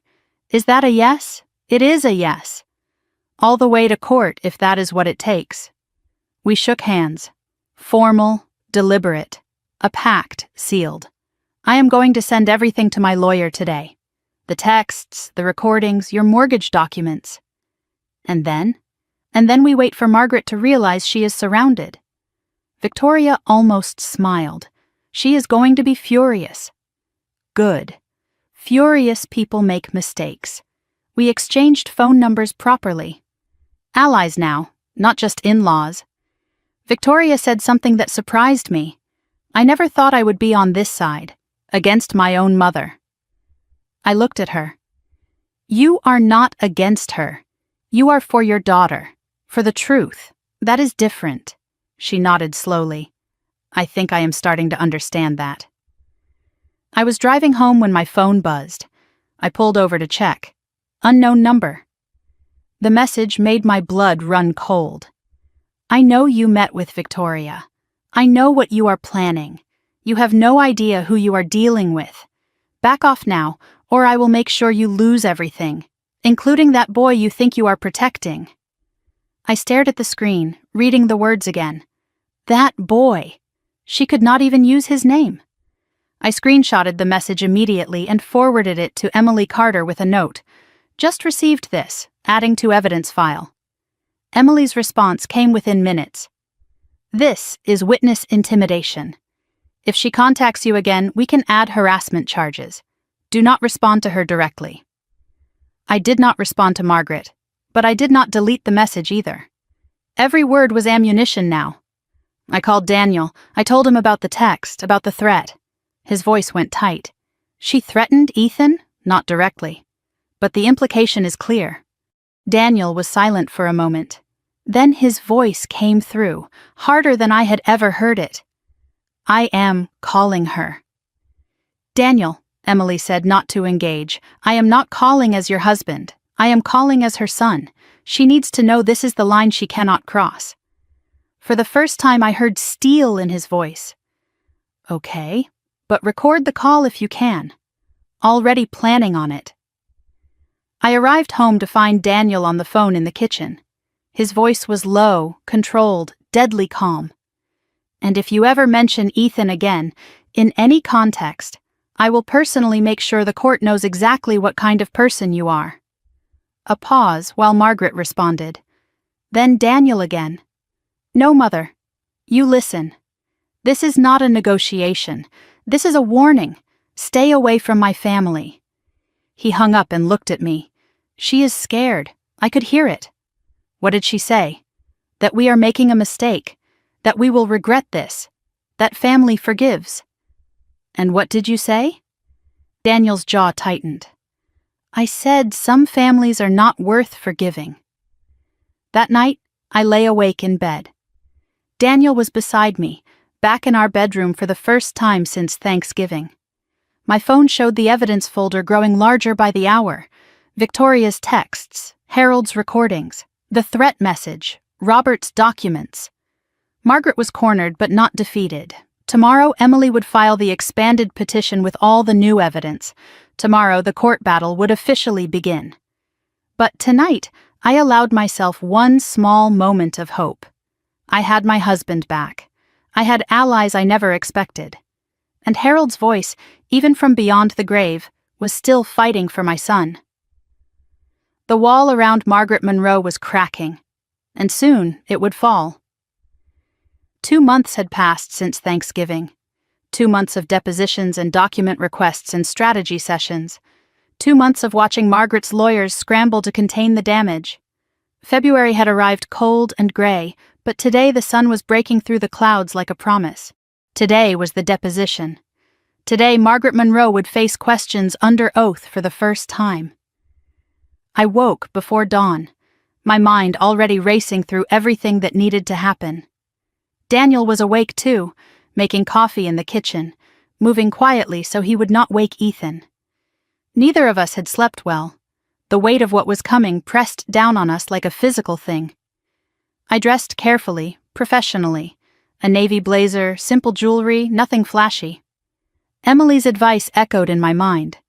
Do not give them anything to react to. Let the evidence do the talking. Ethan was still asleep when I checked on him. He was staying with Mrs. Patterson today. He did not need to know what was happening, did not need to carry this weight. Before I left, I stood in his doorway and watched him breathe. His face was peaceful, unmarked, the bruise long gone. I whispered words he could not hear. This is for you, baby. Then I closed the door and went to meet my husband. Daniel drove us to the Dauphin County Courthouse in Harrisburg. The building was imposing, all stone columns and wide steps, and the American flag snapping in the winter wind. I had my folder in my bag, though Emily had copies of everything. Daniel squeezed my hand before we got out of the car. Whatever happens today, we did the right thing. I looked at him. I know, but I still want to win. He almost smiled. So do I. We walked up the steps together. Emily Carter's conference room had been transformed into a legal battlefield. Long table, water pitchers, recording equipment positioned precisely. A court reporter sat in the corner, fingers poised over her stenotype machine, ready to capture every word. Emily greeted me with a firm nod. Ready? More than ready. The opposition arrived exactly on time. Margaret walked through the door like she owned the building, her chin lifted, her posture perfect. She was dressed impeccably in a designer suit and pearls, her hair styled, her makeup flawless. But I noticed things she could not hide. The way her hands trembled slightly, the tightness around her eyes, the gauntness in her cheeks that had not been there 2 months ago. Her lawyer, Gerald Whitmore, walked beside her. Silver-haired, expensive, the kind of attorney who billed $500 an hour and looked it. Margaret's eyes found mine across the room. Something flickered there. Contempt, maybe. Or fear. She masked it quickly. Jessica. I hope we can resolve this like adults. I did not respond. Emily stepped forward. Mrs. Monroe, please have a seat. We have a lot to cover. We took our positions. Margaret and Gerald on one side of the table, Emily and me on the other. The court reporter announced the date, time, and participants for the record. Gerald spoke first, his voice smooth with practiced confidence. My client is here voluntarily in good faith to address these baseless accusations. Emily smiled thinly. We will let the evidence determine what is baseless. I watched Margaret's hands. She was gripping her pen too tight, her knuckles white. The first crack in the armor. Emily opened her folder. Let us begin. Emily started with basics, her tone casual, almost friendly, lulling Margaret into a false sense of security. Mrs. Monroe, you were appointed trustee of the Harold Monroe Educational Trust in April 2023, correct? Margaret nodded. Yes, my late father-in-law trusted me to manage his legacy, and the original beneficiaries were Emma Monroe, Tyler Monroe, and Ethan Wilson Monroe? Margaret's jaw tightened almost imperceptibly. The original document had some irregularities. Emily did not miss a beat. Irregularities? Harold Monroe signed this document 6 months before his death. He was examined by his physician that same week and declared mentally competent. Are you suggesting he did not know what he was signing? Gerald interjected. My client is not qualified to speak to the deceased's mental state. Emily pivoted smoothly. Then let us speak to actions. Mrs. Monroe, did you amend this trust 3 months after Harold's death? Margaret's voice was careful. I made necessary adjustments. Emily produced the amended trust document, sliding it across the table. This amendment removed Ethan Wilson Monroe from the beneficiary list. Can you explain why? Margaret's answer came too quickly, rehearsed. He was not an appropriate beneficiary. Based on what criteria? He is not a blood relative of the Monroe family.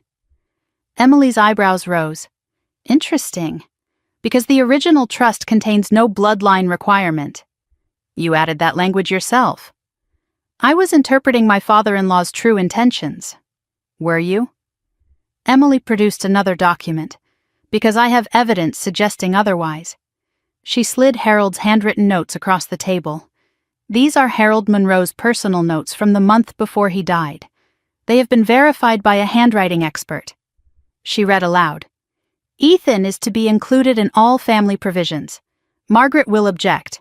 Do not let her win. Margaret's face went pale. Where did you get that?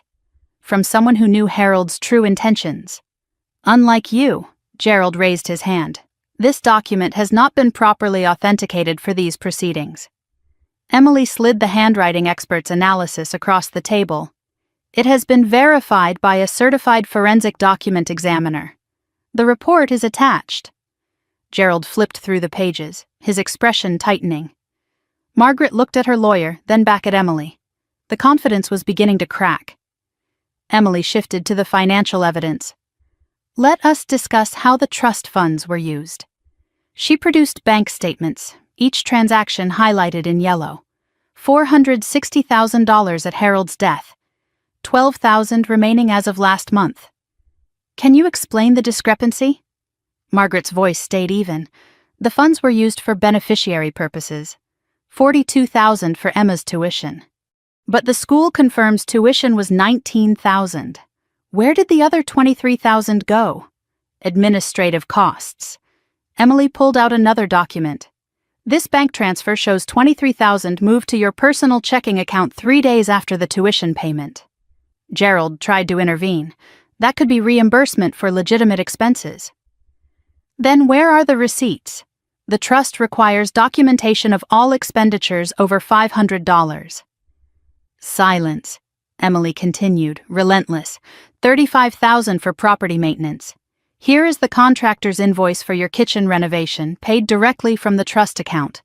The trust's property? Or your personal residence? Margaret's composure slipped. The property needed work. Your personal residence is not trust property, Mrs. Monroe. Emily let the silence stretch. $28,000 for a vehicle purchase. A Lexus SUV registered in your name, not the trust's name. Transportation was necessary for trust business. What trust business requires a personal luxury vehicle? Gerald's voice rose. My client does not need to justify every operational decision. Actually, as trustee, she absolutely does. That is what fiduciary duty means. Emily stood and walked slowly around the table. Let me be clear about what we have established. You removed a child from his grandfather's trust without legal authority. You spent 97% of the funds on personal expenses. You failed to provide required documentation or annual statements. And you concealed all of this from the beneficiary's guardians.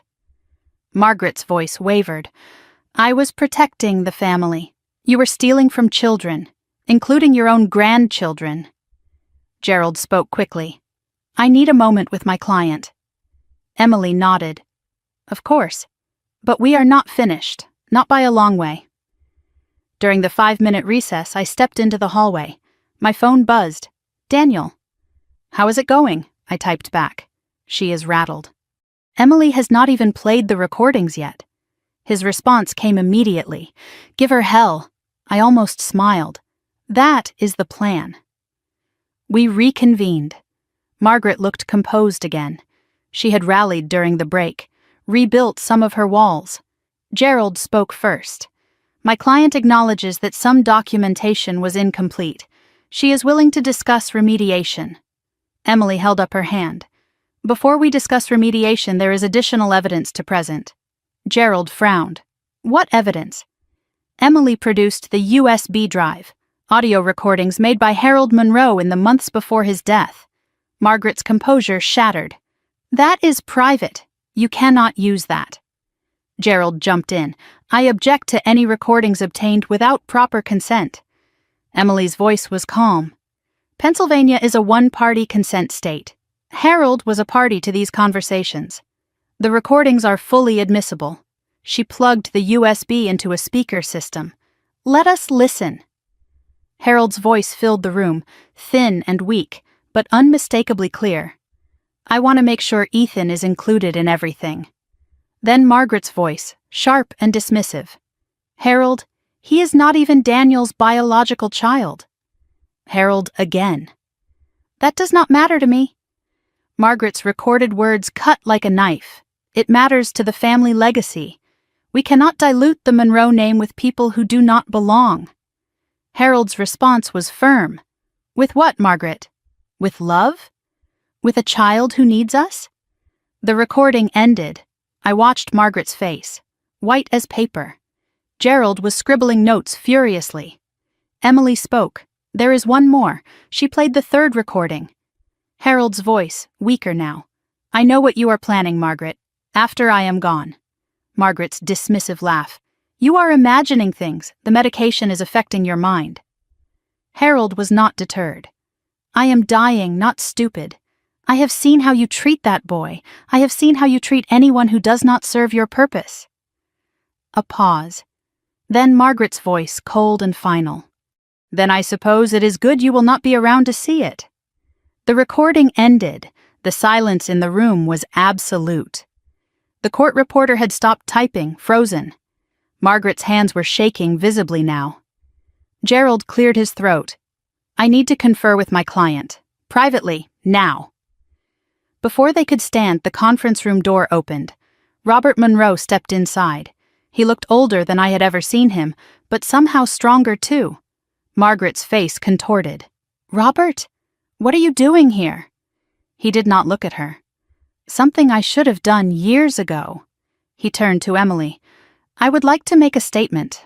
On the record. Emily looked at Gerald. Any objection? Gerald was flustered. This is highly irregular. Emily's voice was smooth. It is a deposition. Witnesses can provide relevant testimony. Robert sat at the table across from his wife of 41 years.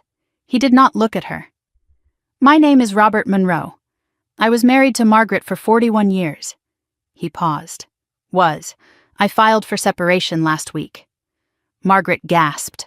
Robert! He continued as if she had not spoken. I watched my wife systematically destroy anyone who threatened her control. My son, Marcus. My grandson, Ethan. Anyone who did not fit her definition of acceptable. The court reporter's fingers moved steadily, capturing every word. Robert's voice was quiet but clear. I knew about the trust amendments. I knew she removed Ethan. I said nothing because I was afraid of her. He finally looked at Margaret. I am not afraid anymore. Robert reached into his jacket and pulled out a folder. These are additional records. Bank accounts Margaret kept hidden. Transfers I traced after I started looking. He handed the folder to Emily. There is more money missing than you know. At least another 50,000, moved to accounts under her maiden name. Margaret's voice was shrill. You are lying. Robert met her eyes. I am telling the truth, for the first time in 40 years. He stood and looked at me. I am sorry I did not do this sooner. Harold would have wanted me to. He walked out without looking back at his wife. The door clicked shut behind him. The room was silent. Margaret was trembling, rage or fear or both distorting her features. Gerald whispered urgently in her ear. Emily calmly added Robert's documents to her evidence folder. I think we have enough for today. Unless Mrs. Monroe would like to revise any of her earlier statements? Margaret's voice was hoarse. I want to speak to my lawyer. Alone. Emily nodded. Of course. We will resume tomorrow. Outside the conference room, Emily and I walked to her office. She closed the door behind us. That went better than expected. I shook my head. Robert filing for separation. I did not know. Neither did I. But it does not matter. What matters is that Margaret's defense just collapsed. I looked at the folder of evidence, thicker now than when we started. What happens now? Emily's smile was thin but satisfied. Now we push for settlement. Or we go to trial and bury her. I drove home as the sun set, painting the winter sky in shades of orange and pink. My phone buzzed. Victoria! I checked the message at a red light. Mom just called me screaming. She knows Dad left her. She is blaming you for everything, I typed back. Let her blame. It does not change the facts. Victoria's response came quickly. She is not going to give up. She is talking about countersuing, claiming elder abuse, saying Dad was manipulated. I put the phone down and focused on the road. Of course, Margaret would not go quietly. Of course, she would fight back with lies and accusations. But desperate moves were sloppy moves. And every lie Margaret told now was one more lie I could prove. Tomorrow, we would resume. Tomorrow, Margaret would face more questions she could not answer. But tonight, I allowed myself to believe that the end was finally in sight. I arrived home after the deposition emotionally drained in ways I had not expected. The house was warm and lit, the smell of something cooking drifting from the kitchen. Daniel had made dinner. Ethan was already in bed, worn out from a day of playing at Mrs. Patterson's house. Daniel met me at the door, his face searching mine for answers. How bad was it? I set down my bag. For her? Devastating. I told him everything. The financial evidence laid out in undeniable detail. Margaret's fumbling explanations that explained nothing. The recordings of Harold's voice filling the conference room, stripping away every pretense Margaret had built. Victoria's testimony confirmed for the official record. And then Robert's appearance, his quiet devastation of everything Margaret thought she had secured. Daniel listened without interrupting, his expression cycling through shock, shame, and something that looked almost like relief. When I finished, he sat heavily on the couch. Dad filed for separation? I sat beside him. Last week. He did not tell anyone. Daniel stared at the carpet. 41 years. And he finally walked away. I reached for his hand. He said he was tired of being afraid. Daniel's voice was quiet. I know the feeling. We sat in silence for a moment, processing everything that had happened. Then I remembered. There was one file on the USB I had not opened. The audio recordings had been played at the deposition, but there was also a video file. I had noticed it when I first looked through the contents, but something made me save it. It felt private somehow, meant for a different moment than a legal proceeding. "There is something else," I told Daniel. "Harold left a video." He looked up sharply. "A video? I have not watched it." I thought maybe we should watch it together. We sat at the kitchen table with the laptop between us. I plugged in the USB and navigated to the video file. The thumbnail showed Harold, thin and pale, but alert. The file was dated 3 weeks before his death. Daniel's hand found mine under the table. His grip was tight. I clicked play. Harold's face filled the screen. He was sitting in his study, the room I remembered from our hospital visits. Books lined the shelves behind him, and he sat in the old leather chair that had always seemed to swallow him. His voice was weak but steady. "If you are reading this, I am gone. And if Robert gave you this file, it means Margaret did exactly what I feared she would do." Daniel's breath caught beside me. Harold continued, his eyes seeming to look directly at us through the camera. "I am recording this because I know my wife. I have known her for over 60 years. And I have watched her destroy anyone who does not serve her vision of what this family should be." Harold shifted in his chair, the movement clearly painful. Margaret was not always like this. Or maybe she was, and I was too young and too in love to see it. But over the years, I watched her push away anyone who threatened her control. My son Marcus, my grandson Tyler's mother, and now little Ethan. He paused and coughed, a harsh sound that spoke of his failing body. I tried to protect them all. I failed with Marcus. I was too weak to stand up to her then, but I will not fail Ethan. I felt tears on my cheeks. Beside me, Daniel was crying openly, his shoulders shaking with silent sobs. Harold leaned forward in his chair, his expression intensifying. "In my will, I included a clause Margaret does not know about. If she violates her fiduciary duty, if she removes any beneficiary without legal cause or misuses the funds for personal gain, all remaining trust assets transfer automatically to an independent trustee." He smiled slightly. "That trustee is Jessica. Robert has the documents." My hand flew to my mouth. I knew about the secondary trust, the $50,000 Harold had set aside. But this was different. This was the entire original trust, automatically transferred to my control because of Margaret's violations. Harold had set a trap that Margaret had walked directly into. "Margaret thought she could wait me out," Harold said. "She thought once I was gone she could do whatever she wanted." She was wrong. The video continued. Harold's expression softened, and when he spoke again, his voice was gentler. "Daniel, if you are watching this, I am sorry.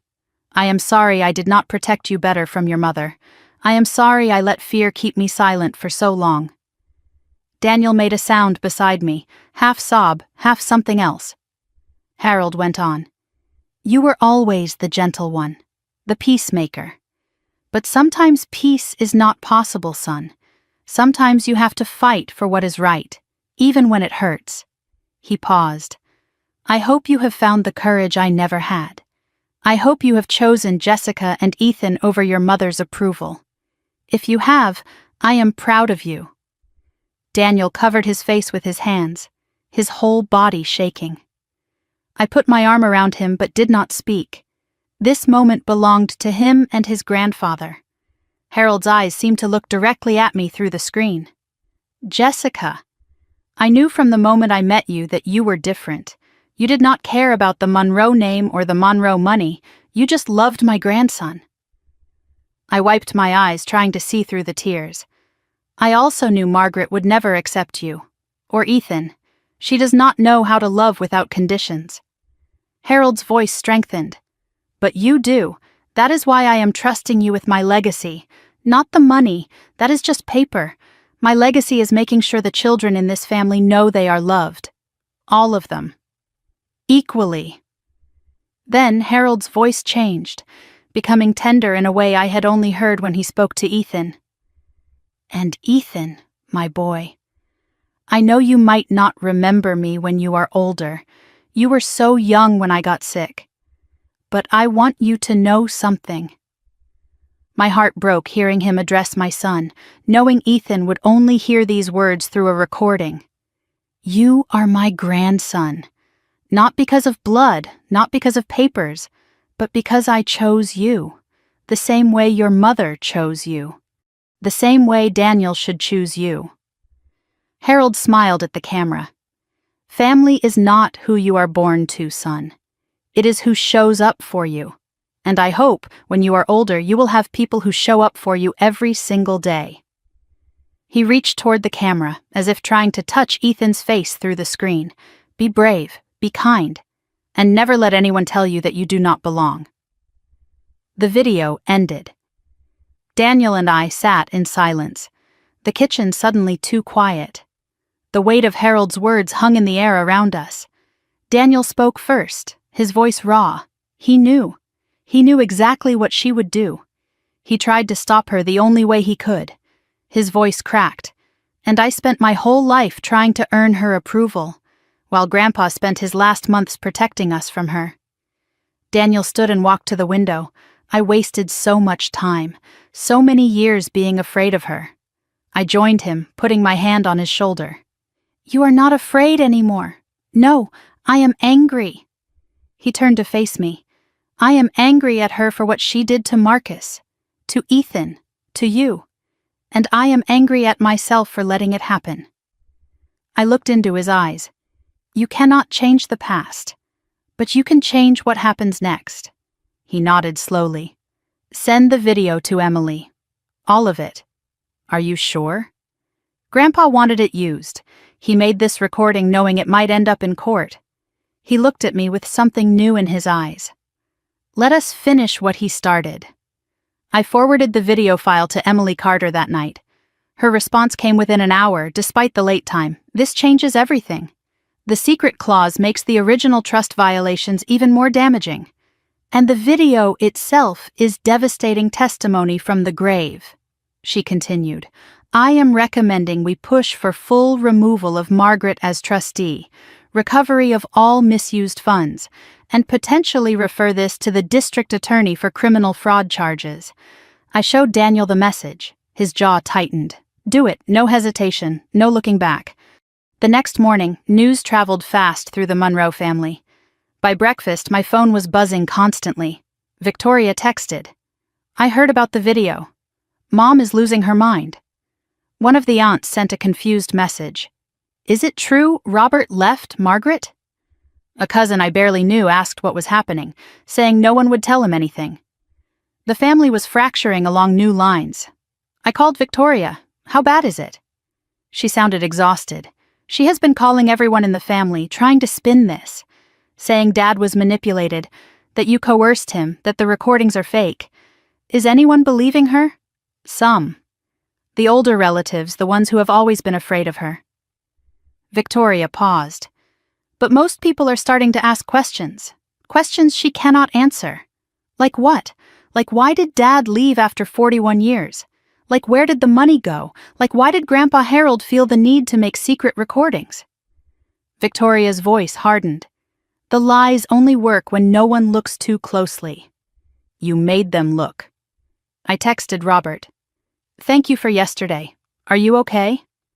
His response took an hour. I am staying with my sister in Maryland. First peace I have had in 40 years.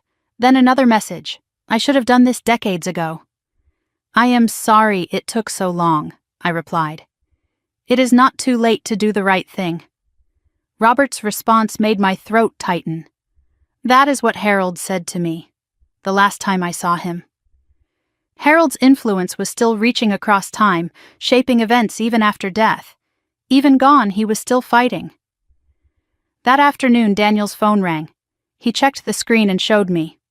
Mom. I said he did not have to answer. He shook his head. Yes, I do. One last time. He put it on speaker so I could hear. Margaret's voice was ragged, nothing like the controlled woman who had commanded rooms and intimidated everyone around her for decades. Daniel, you have to help me. Daniel's voice was calm. Help you with what? This has all gone too far. Your father has lost his mind. Jessica has poisoned everyone against me. You have to make them stop. Daniel did not flinch.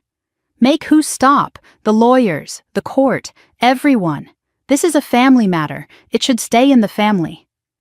Daniel's response was immediate. You stole from your own grandchildren. You hit an 8-year-old. You forged Victoria's signature on a mortgage. Margaret's voice rose, defensive. Those are lies, exaggerations. Everything I did was for this family, for control. You did it for control. The line went silent for a moment. When Margaret spoke again, her voice had changed. Colder, harder. After everything I have done for you, after everything I sacrificed, you are choosing that woman and her brat over your own mother. Daniel's face went still. Her brat. His name is Ethan, and he is my son. Margaret's response was venomous. He is not your son. He is not your blood. He is nothing. Daniel cut her off. He is more family to me than you have ever been. Margaret's voice turned to ice. You will regret this. When you lose everything, when she takes everything from you, do not come crawling back. Daniel's response was final. I will not.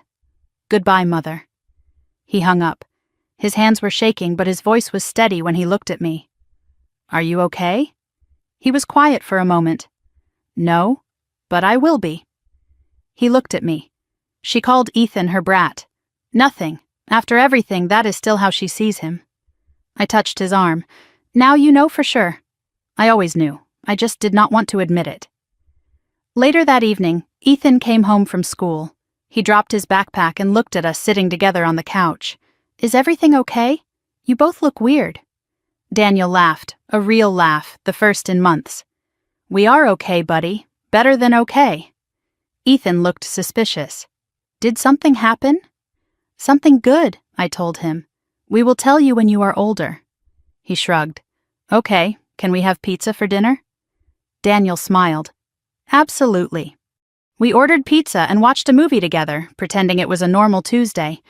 But it was not normal. It was the first night of the rest of our lives. After Ethan went to bed, I checked my email. Emily Carter had written again. Court date set. 3 weeks from today. Margaret's lawyer is pushing for settlement. She knows she cannot win at trial. I showed Daniel. He read it twice. What do you want to do? I thought about Harold's video, Robert's testimony, Victoria's evidence, the recordings, the documents. Everything Margaret had built was crumbling. I want her to face what she did. In a courtroom. On the record. Daniel nodded. Then that is what we will do. I typed my response to Emily. No settlement. We go to trial. I hit send. 3 weeks. 3 weeks until Margaret Monroe finally faced justice. Harold could not see this moment, but he had made it possible, and I intended to honor that gift. Late March arrived with the first warm day after a brutal winter. 4 months had passed since Margaret slapped Ethan at that Thanksgiving table. 4 months of depositions and evidence gathering and sleepless nights. 4 months of watching Margaret's world slowly crumble around her. Today, it would all end. Today was the trial. I woke before dawn, my eyes opening to darkness, my mind already racing through everything that needed to happen. Daniel was awake beside me, staring at the ceiling. Neither of us had slept well. We got up without speaking and moved through the house like ghosts, making coffee, checking documents, preparing for war. Ethan was staying with Mrs. Patterson. He did not need to see this. He did not need to carry this weight. Before I left, I stood in his doorway one last time. He was still asleep, his face peaceful in the early morning light. I thought about everything that had brought us to this moment, the slap, the silence, the discovery of the stolen inheritance. Harold's voice reaching across death to protect the grandson he had chosen to love. I whispered words Ethan could not hear. This is for you, baby. Then I closed the door. Daniel drove us to the Dauphin County Courthouse in Harrisburg. The building loomed against the morning sky, all stone columns and wide steps and American flags snapping in the spring breeze. I had my folder in my bag, though Emily had copies of everything. We parked and sat for a moment, neither of us moving. Daniel squeezed my hand. Whatever happens today, we did the right thing. I looked at him. I know, but I still want to win. He almost smiled. So do I. We walked up the steps together side by side, ready for whatever came next. The courtroom was smaller than I expected. Wood paneling, fluorescent lights, rows of wooden benches. Not the dramatic setting of television dramas, just a room where lives got decided. Emily Carter was already at the plaintiff's table, files organized, laptop open, ready for battle. She nodded when she saw me. Ready? More than ready. Margaret arrived with Gerald Whitmore a few minutes later. I barely recognized her. She had aged decades in 4 months. Gaunt, gray-skinned, smaller somehow. The polished matriarch in designer suits had been replaced by a woman dressed in black, like she was attending her own funeral. Maybe she was.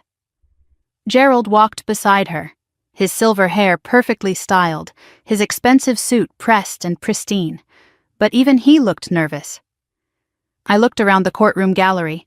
Victoria sat behind me, ready to be called as a witness. Robert was there too, seated separately from Margaret, his face grim but resolved. A few relatives were scattered through the benches, choosing sides with their seating. Daniel sat directly behind me, close enough that I could feel his presence. Margaret scanned the room, saw her husband, her children, her family all positioned against her. Something flickered across her face. Fear, maybe. Or the beginning of understanding. Then her mask returned, harder than ever. All rise. The Honorable Judge Patricia Thornton presiding.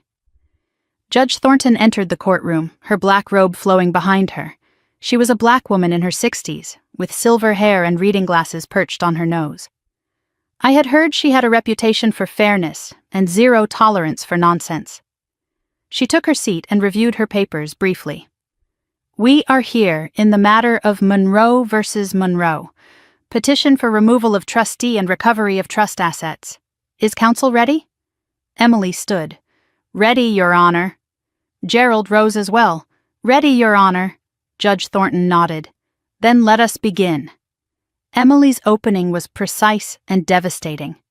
Your Honor, this case is about a betrayal of trust in every sense of the word. She outlined the facts with surgical clarity. Harold Monroe created a trust for his grandchildren's education. Margaret Monroe was appointed temporary trustee. Within months of Harold's death, Margaret removed one beneficiary, spent 97% of the funds on personal expenses, and concealed these actions from the other beneficiaries' guardians. Emily paused, letting the words sink in. This is not a family disagreement. This is fraud. And we have the evidence to prove it. The documentary evidence came next. Emily presented each document methodically, building her case like a brick wall. The original trust with all 3 beneficiaries listed. The amended trust with Ethan's name removed. Harold's handwritten notes explicitly including Ethan. Bank statements showing personal expenditures. Contractor invoices matching trust withdrawals. Vehicle registration in Margaret's personal name. Each document was entered into evidence, each one another nail in Margaret's coffin. Gerald objected occasionally. Hearsay. Relevance. Improper foundation. Judge Thornton overruled most of them. The paper trail was damning and undeniable. Emily called Victoria Monroe to the stand. Victoria walked past her mother without looking at her, her face pale but determined. She was sworn in and took her seat. Emily approached. Ms. Monroe, did you witness the amendment to the Harold Monroe Educational Trust? Yes. Can you describe the circumstances? Victoria took a breath. My mother presented documents for me to sign. She said it was routine paperwork. She told me not to read it, just to sign and trust her. Did you read it? No. I trusted my mother. Emily let the silence stretch. Do you regret that now? Victoria looked at Margaret for the first time since taking the stand. More than I can say. Gerald's cross-examination tried to paint Victoria as a disgruntled daughter seeking revenge. It did not land. Her testimony was too specific, too painful to be manufactured. When she stepped down, her eyes met mine briefly. A small nod of solidarity. We were in this together now. Emily addressed the judge.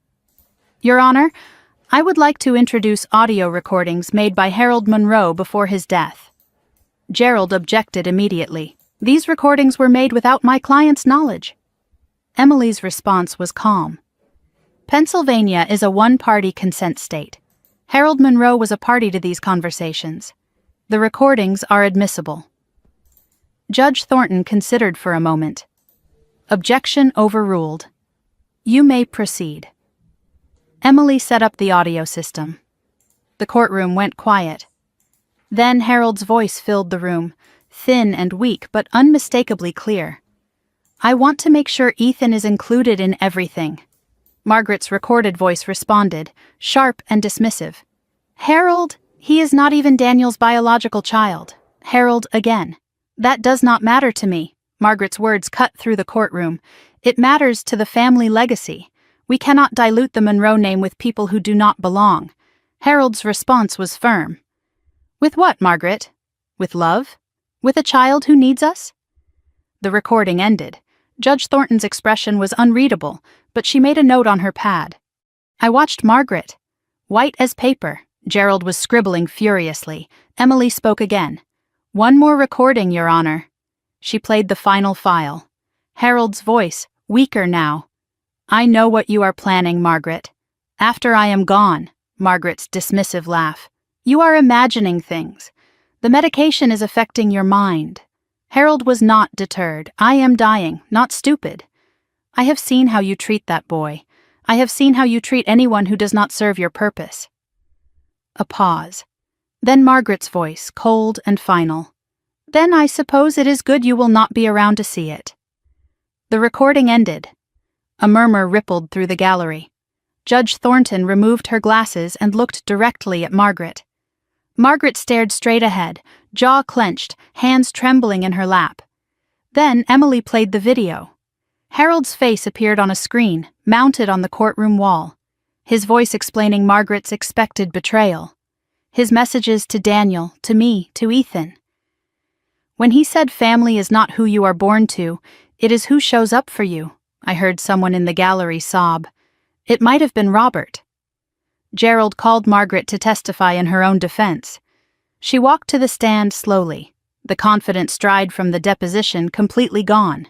She was sworn in and sat down, her hands folded in her lap.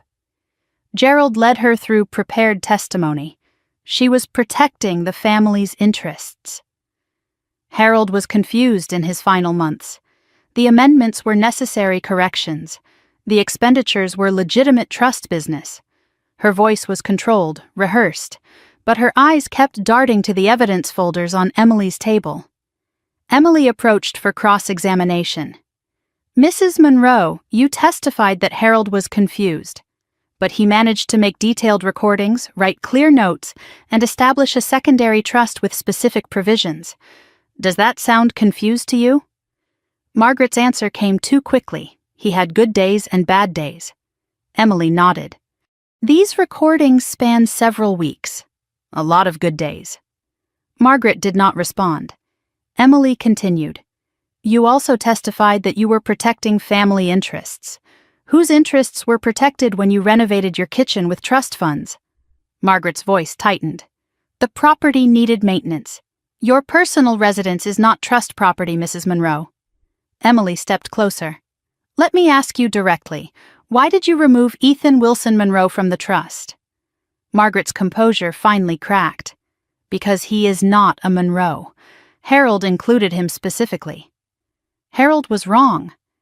Emily's voice was soft, almost gentle. Wrong to love his grandson? Margaret's voice rose, something breaking loose inside her. That boy is not his grandson. He is not Daniel's son. He is not family. He is nothing but a reminder that my son married beneath him. She stopped, realizing what she had said. The courtroom was frozen. Judge Thornton leaned forward.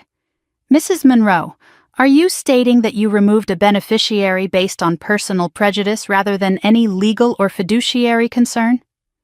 Margaret looked at her lawyer, then back at the judge. Her voice was barely audible. "I was protecting the family." Judge Thornton's expression was ice.